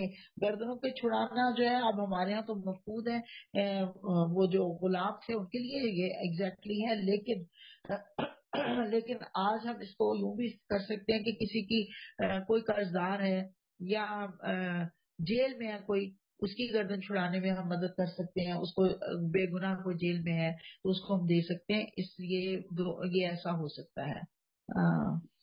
لیکن ہاں کچھ اس میں شرائط ہیں، مقروض ایسا کہ ثابت کہ اللہ اور رسول کی نافرمانی میں مقروض نہ ہوا ہو، بلکہ اس کو اپنے قرض کی ادائیگی میں کچھ مشکل آ رہی ہو۔ حضور صلی اللہ علیہ وسلم نے فرمایا کہ سوال صرف 3 لوگوں کے لیے جائز ہے: فقیر کے لیے جو بہت شدت میں ہو، مقروض کے لیے جسے قرض کی وجہ سے بہت پریشانی ہو، اور خون کی دیت کی ذمہ داری دینے والا جو اس کے لیے دکھ کا باعث بن گئی تو خود کو چھڑانے کے لیے زکوٰۃ لے سکتا ہے۔ اور پھر اس کے بعد راہ خدا میں دینے کے لیے، راہ خدا سے تو بہت سارا، یہ بہت واسط ہو جاتا ہے یہاں پہ نہ جا کے۔ راہ خدا جو ہے اللہ کے دین کی تبلیغ کے لیے جو کام کر رہے ہیں وہ بھی، اللہ کے دین کی جدوجہد کے لیے، جہاد کے لیے کوششیں کر رہے ہیں وہ بھی، اللہ کی رضا سے مراد اللہ کی خوشنودی کے کام ہیں، اور ان میں جہاد بھی ہے اور تبلیغ بھی ہے اور علم کا میدان بھی ہے، مدارس بھی ہیں، وہ سب اس میں شامل ہیں۔ اور مسافر نمازی میں استعمال کرنے کے لیے ایک فریضہ ہے اللہ کی طرف سے، اور اللہ سب کچھ جاننے والا اور دانا اور بینا ہے۔ ان میں سے کچھ لوگ ہیں جو اپنی باتوں سے نبی کو دکھ دیتے ہیں۔ یہ زکوٰۃ کے مین یہ آ گئے جو یہاں پہ بتا دیے گئے، لیکن ان کی ڈیٹیل بہت زیادہ نہیں جا سکتے، وقت آپ کو پتہ ہے دورہ قرآن میں کم ہوتا ہے، لیکن اگر کسی کو کوئی کنفیوژن ہو تو پوچھ سکتے ہیں۔ ان میں سے کچھ لوگ ہیں جو اپنی باتوں سے نبی کو دکھ دیتے ہیں اور کہتے ہیں کہ یہ شخص کانوں کا کچا ہے، کہو وہ تمہاری بھلائی کے لیے ایسا ہے، اللہ پر ایمان رکھتا ہے اور اہل ایمان پر اعتماد کرتا ہے، سراسر رحمت ہے ان لوگوں کے لیے جو تم میں سے ایماندار ہیں، اور جو لوگ اللہ کے رسول کو دکھ دیتے ہیں ان کے لیے دردناک سزا ہے۔ آج کے دور میں بھی لوگ دکھ دیتے ہیں حضرت محمد صلی اللہ علیہ وسلم کو، کیسے؟ ان کی احادیث کا مذاق اڑا کر، ان کی سنتوں کا مذاق اڑا کر، استغفر اللہ۔ یہ لوگ تمہارے سامنے قسمیں کھاتے ہیں تاکہ تمہیں راضی کریں، حالانکہ اگر یہ مومن ہے تو اللہ اور رسول اس کے زیادہ حقدار ہیں کہ ان کو راضی کرنے کی فکر کریں۔ کیا انہیں معلوم نہیں کہ جو اللہ اور اس کے رسول کا مقابلہ کرتا ہے اس کے لیے دوزخ کی آگ ہے جس میں وہ ہمیشہ رہے گا؟ یہ بہت بڑی رسوائی ہے۔ یہ منافق ڈر رہے ہیں کہ کہیں مسلمانوں پر کوئی ایسی صورت نازل نہ ہو جائے جو ان کے دلوں کے بھید کھول کر رکھ دے۔ اے نبی صلی اللہ علیہ وسلم ان سے کہو اور مذاق اڑاؤ، اللہ اس چیز کو کھول دینے والا ہے جس کے کھل جانے سے تم ڈرتے ہو۔ اگر ان سے پوچھو کہ تم کیا باتیں کر رہے تھے تو جھٹ کہہ دیں گے ہم تو ہنسی مذاق اور دل لگی کر رہے تھے۔ ان سے کہو کیا تمہاری ہنسی اور دل لگی اللہ اور اس کے رسول کی اللہ اور اس کی آیات اور اس کے رسول ہی کے ساتھ تھی؟ اب بہانے نہ تراشو، تم نے ایمان لانے کے بعد کفر کیا ہے۔ اگر ہم نے تم میں سے ایک گروہ کو معاف بھی کر دیا تو دوسرے گروہ کو تو ہم ضرور سزا دیں گے کیونکہ وہ مجرم ہیں۔ اب دیکھیے، ہنسی دل لگی اللہ اور اللہ کے دین کے ساتھ نہیں ہونی چاہیے۔ اس ایک بہت اہم بات میرے ذہن میں آئی کہ ہمارے ہاں لطیفے بنائے جاتے ہیں قیامت کے بارے میں، قیامت کے بعد کے بارے میں، استغفر اللہ العظیم، دین کے بارے میں، ان میں کبھی انوالو نہ ہو۔ جو لوگ ایسے لطیفے سناتے ہیں ان کو شاٹ آؤٹ کال دیا کیجیے، بالکل ایسا لطیفہ سننا بھی نہیں چاہیے۔ منافق مرد اور منافق عورتیں سب ایک دوسرے کے ہم رنگ ہیں۔ منافقوں کی پہچان بتائی جا رہی ہے، وہ برائی کا حکم دیتے ہیں اور بھلائی سے منع کرتے ہیں۔ مومن کی کیا پہچان ہے؟ کہ وہ بھلائی سے کا حکم دیتے ہیں اور برائی سے روکتے ہیں، اور وہ اپنے ہاتھ خیر سے روکے رکھتے ہیں۔ یہ اللہ کو بھول گئے ہیں تو اللہ نے بھی ان کو بھلا دیا۔ استغفر اللہ، فنسیہم، بہت بڑی سزا ہے۔ اللہ کا بھلایا جانا بہت بڑی سزا ہے، پہلے بھی ذکر کر چکے، انشاءاللہ آگے چل کے پھر اس پہ رکیں گے۔ تو یقیناً یہ منافق ہی فاسق ہیں۔ ان منافق مردوں اور عورتوں اور کافروں کے لیے اللہ نے آتش دوزخ کا وعدہ کر رکھا ہے، خالدین فیہا، اس میں ہمیشہ ہمیشہ رہیں گے، وہی ان کے لیے موزوں ہے۔ یحسبہم ولعنہم اللہ، اور اللہ کی لعنت ان پر اور ان کے لیے قائم رہنے والا عذاب ہے۔ 5 سزائیں بتائی جا رہی ہیں ان کفار کے لیے۔ منافقوں کے لیے اور منافقات کے لیے اور کفار کے لیے نمبر 1 جہنم کی آگ، نمبر 2 یہ کہ وہ ہمیشہ کے لیے ہے، ہمیشہ رہے گی، وہ ہمیشہ اس میں رہیں گے، نمبر 3 یہ کہ وہی ان کے لیے سوٹیبل ہے، نمبر 4 یہ کہ وہاں پہ ان کے اوپر اللہ کی لعنت ہوگی، اور نمبر 5 یہ کہ عذاب مقیم ہوگا، وہاں پہ قائم رہنے والا عذاب دیا جائے گا۔ تم لوگوں کے رنگ ڈھنگ وہی ہیں جو تمہارے پیشواؤں کے تھے، وہ تم سے زیادہ زور آور اور تم سے بڑھ کر مال اور اولاد والے تھے، پھر انہوں نے دنیا میں اپنے حصے کے مزے لوٹ لیے اور تم نے بھی اپنے حصے کے مزے اسی طرح لوٹے جیسے انہوں نے لوٹے تھے، اور ویسی ہی بحثوں میں تم بھی پڑے جیسی بحثوں میں وہ پڑے تھے۔ سو ان کا انجام یہ ہوا کہ دنیا اور آخرت میں کا سب کیا دھرا ضائع ہو گیا اور وہ خسارے میں رہ گئے۔ کیا ان لوگوں کو اپنے پیش راؤں کی تاریخ نہیں پہنچی؟ نوح کی قوم، عاد، سمود اور ابراہیم کی قوم، مدین کے لوگ اور وہ بستیاں جنہیں الٹ دیا گیا۔ الٹ کس کو دیا گیا؟ قوم لوط کی بستیاں۔ اللہ فرما رہا ہے یہ بستیاں، ان کے رسول ان کے پاس کھلی کھلی نشانیاں لے کر آئے، پھر یہ اللہ کا کام نہیں تھا کہ ان پر ظلم کرتا، مگر وہ آپ ہی اپنے پر ظلم کرنے والے تھے۔ منافقین کو ان پہلی قوموں سے تشبیہ دی جا رہی ہے کیونکہ وہ لوگ بھی خود کو مسلمان کہلاتے تھے لیکن پیغمبروں کی باتوں کو نہیں مانتے تھے، جیسے نوح اور لوط کی بیوی اپنے خاوند کی جو پیغمبر تھے ان کی بات نہیں مانی، یعنی اللہ کے حکم کی اطاعت نہیں کی، اور یہ منافق بھی ایسی زبان سے تو کہتے تھے ہم اللہ کو مانتے ہیں لیکن اللہ کی بات نہیں مانتے تھے۔ یہی دراصل منافقت ہے کہ زبان سے لا الہ پڑے اور دل میں کسی اور کی محبت۔ یہ دراصل دو رخی پالیسی ہے اور دو چہروں والا ہی منافق کہلاتا ہے، دو چہروں والا ہی۔ اور 3 خرابیاں جن سے انسانوں میں منافقت آتی ہے: مال اور اولاد میں گم ہو جانا، نمبر 2 دنیا کے مزے لوٹنے میں دین کو بھلا دینا، اور نمبر 3 بحثوں میں پڑے رہنا۔ یہ 3 خرابیاں جن سے منافقت آتی ہے۔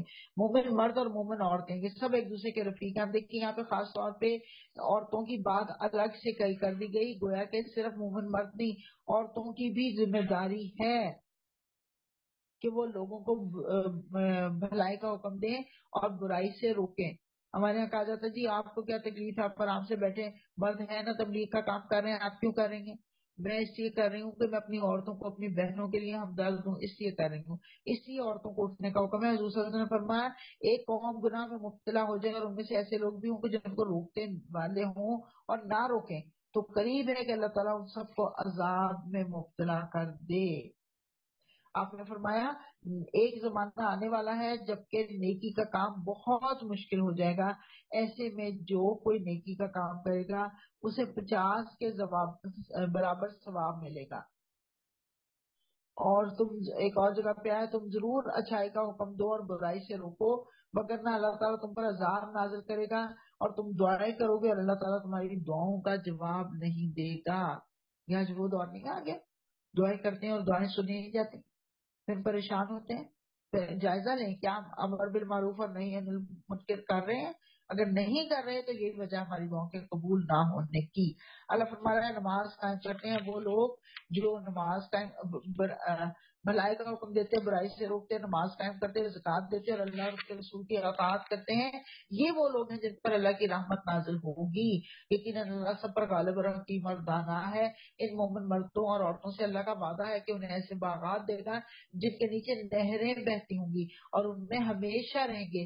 ان سدا بہار باغوں میں ان کے لیے پاکیزہ قیام گاہیں ہوں گی، وردوان من اللہ اکبر، اور اللہ کی رضا سب سے بڑھ کر، ذالک هو الفوز العظیم، اور یہی سب سے بڑی کامیابی ہے۔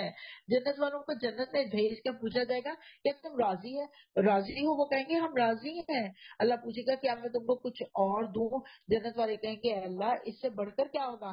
فرمایا جائے گا میں تم سے راضی ہو گیا اور آئندہ میں تم سے کبھی ناراض نہیں ہوں گا۔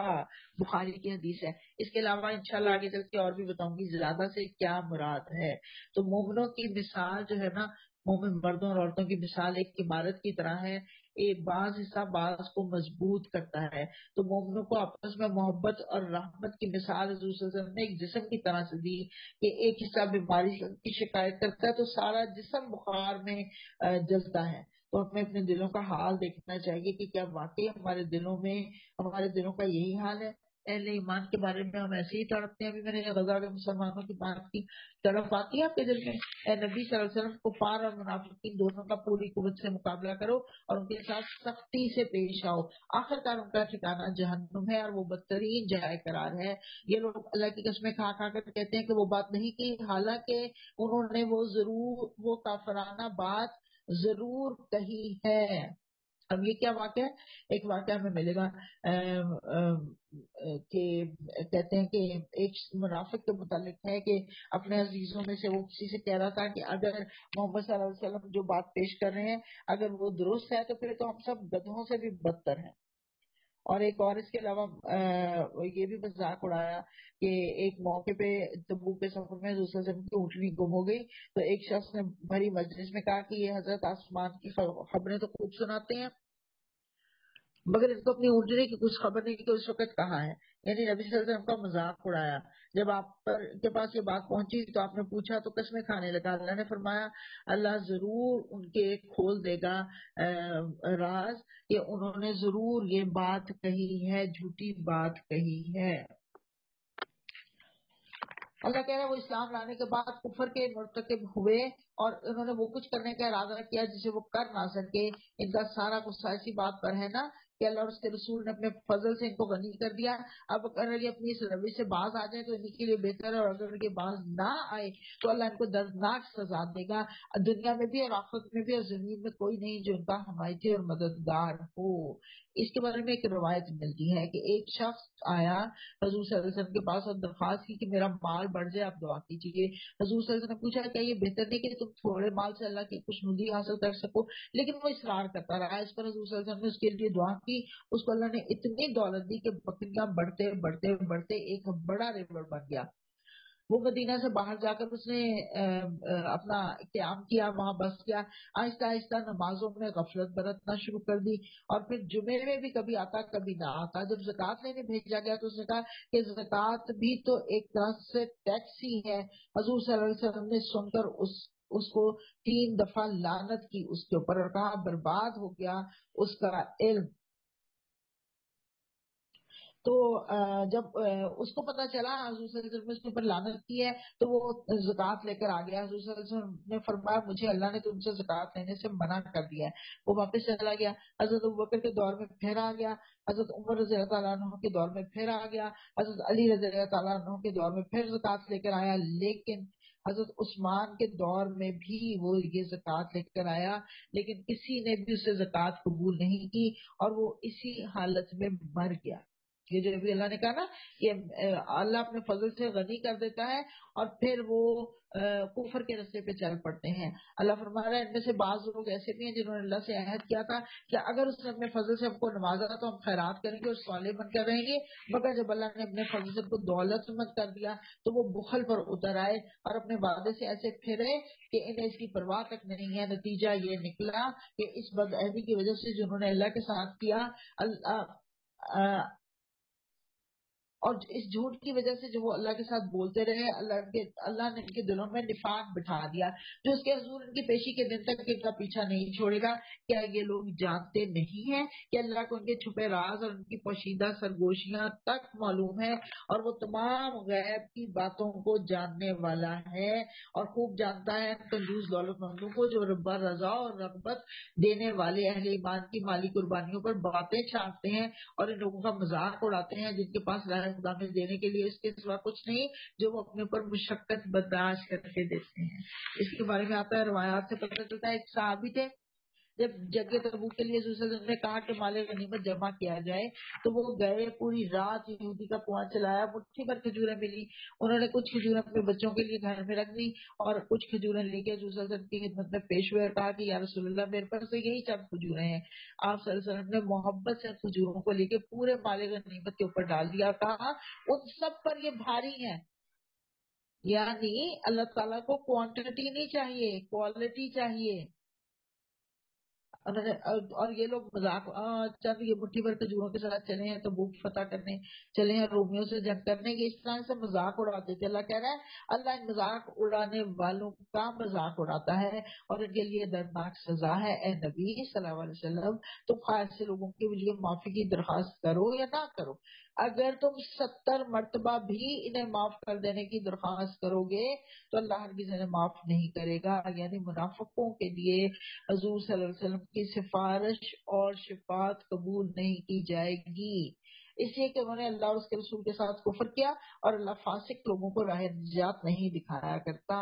جن لوگوں کو پیچھے رہ جانے کی اجازت دے دی گئی تھی وہ اللہ کے رسول کا ساتھ نہ دینے اور گھر بیٹھے رہنے پر خوش ہوئے، اور انہیں گوارا نہ ہوا کہ اللہ کی راہ میں جان و مال سے جہاد کریں۔ انہوں نے لوگوں سے کہا سخت گرمی میں نہ نکلو، ان سے کہو کہ جہنم کی آگ اس سے زیادہ گرم ہے، کاش انہیں اس کا شعور ہوتا۔ حدیث پاک سے پتہ چلا جہنم کی آگ دنیا کی آگ سے 70 گنا زیادہ گرم ہے۔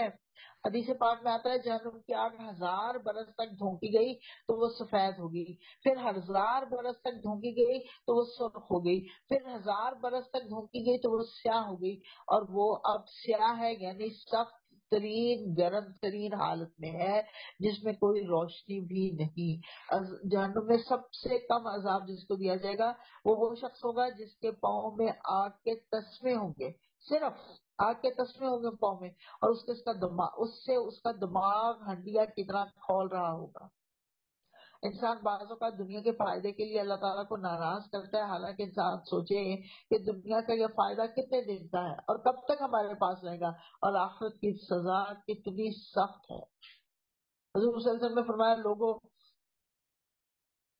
دنیا میں رو لو، قیامت کے دن جہنمی روئیں گے، اور اتنا روئیں گے کہ ان کے گالوں پر گڑھے پڑ جائیں گے، پھر آنسو ختم ہو جائیں گے، ان کا لہو بہنا شروع ہو جائے گا، اور اتنا بہے گا کہ اگر تم میں سے کوئی اس میں کشتیاں چلانی چاہے تو وہ کشتیاں چلا سکتا ہے۔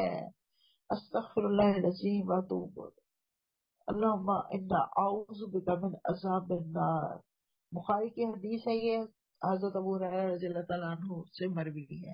اللہ تعالیٰ ہم سب کو جہنم کے لمس سے بھی بچا کے رکھے۔ اب چاہیے یہ کہ یہ لوگ ہنسنا کم کریں اور روئیں زیادہ، اس لیے کہ جو بدی یہ کماتے ہیں اس کی جزا ایسی ہے کہ انہیں اس پر رونا چاہیے۔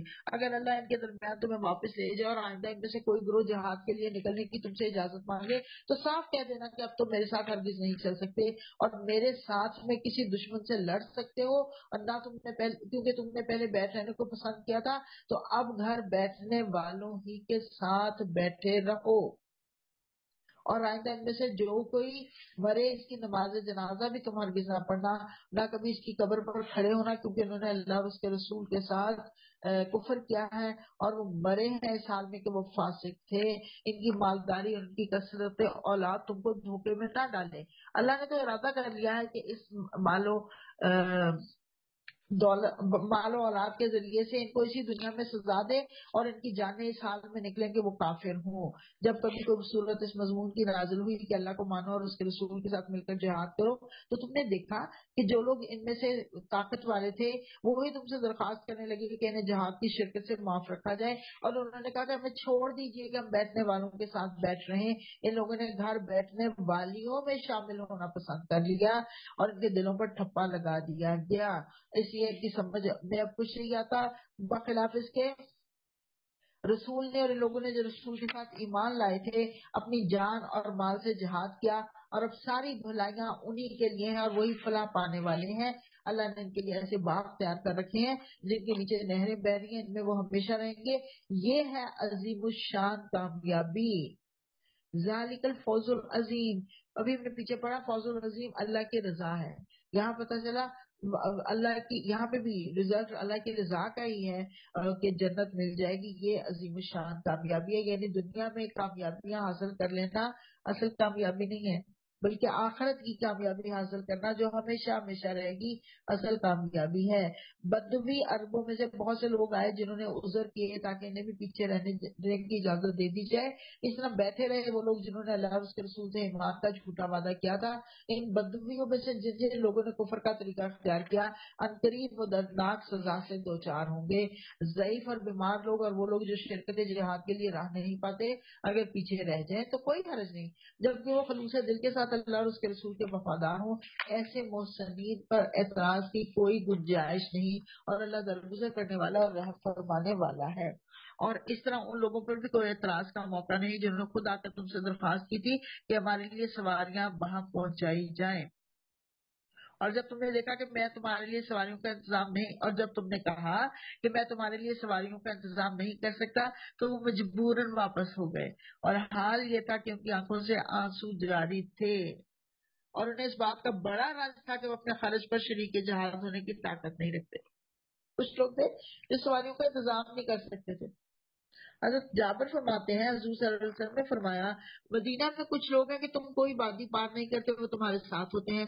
صحابہ نے حیران ہو کر پوچھا حالانکہ وہ تو مدینہ میں ہے؟ آپ نے فرمایا ہاں، کیونکہ وہ تمہارے ساتھ نکلنے کے لیے بے چین تھے لیکن وہ نکلنے کے لیے کوئی راہ نہیں پاتے تھے، اس وجہ سے تمہارے ساتھ نہیں نکل سکے، لیکن ان کے دل تمہارے ساتھ ہیں، یعنی اتنی طاقت نہیں تھی کہ کچھ انتظام ہو سکتا۔ ویسے تو سواریاں بہت ہی کم تھی، آپ کو پتا ہے 18 لوگوں کے لیے ایک اونٹ تھا، باری باری بیٹھتے تھے۔ 17 کے بعد 18ویں کی باری آتی تھی، سوچیں کتنا پیدل چلنا پڑتا ہوگا ایک آدمی کو، اتنی کم سواریاں تھی۔ قسم کرسی کا یہ عالم تھا، اور انہیں اس بات کا بڑا رنج تھا کہ وہ اپنے خرچ پر شریک جہاد ہونے کی طاقت نہیں رکھتے۔ البتہ اعتراض ان لوگوں پر ہے جو مالدار ہیں اور پھر بھی تم سے درخواست کرتے ہیں کہ انہیں شرکت جہاد سے معاف رکھا جائے۔ انہوں نے گھر بیٹھنے والیوں میں ہونا پسند کیا۔ دیکھیے انداز تخاطب، جیسے ہم اردو میں کہتے ہیں نا چوڑیاں پہن کے بیٹھ جاؤ، ایسے ہی اللہ تعالیٰ نے 2 دفعہ کہا، پیچھے بھی ہم نے پڑھا گھر بیٹھنے والیوں میں شامل، یعنی اگر تم تلوار نہیں اٹھا سکتے تو بس چوڑیاں پہن کے گھر ہی بیٹھ جاؤ نا، اور اللہ نے ان کے دلوں پر ٹھپا لگا دیا، اس لیے اب یہ کچھ نہیں جانتے اللہ کے کہ اللہ کے ہاں ان کے اس طریقے کا کیا نتیجہ نکلنے والا ہے۔ وَطَبَعَ اللَّهُ عَلَىٰ قُلُوبِهِمْ فَهُمْ لَا يَعْلَمُونَ۔ وآخر الدعوانا ان الحمد للہ رب العالمین۔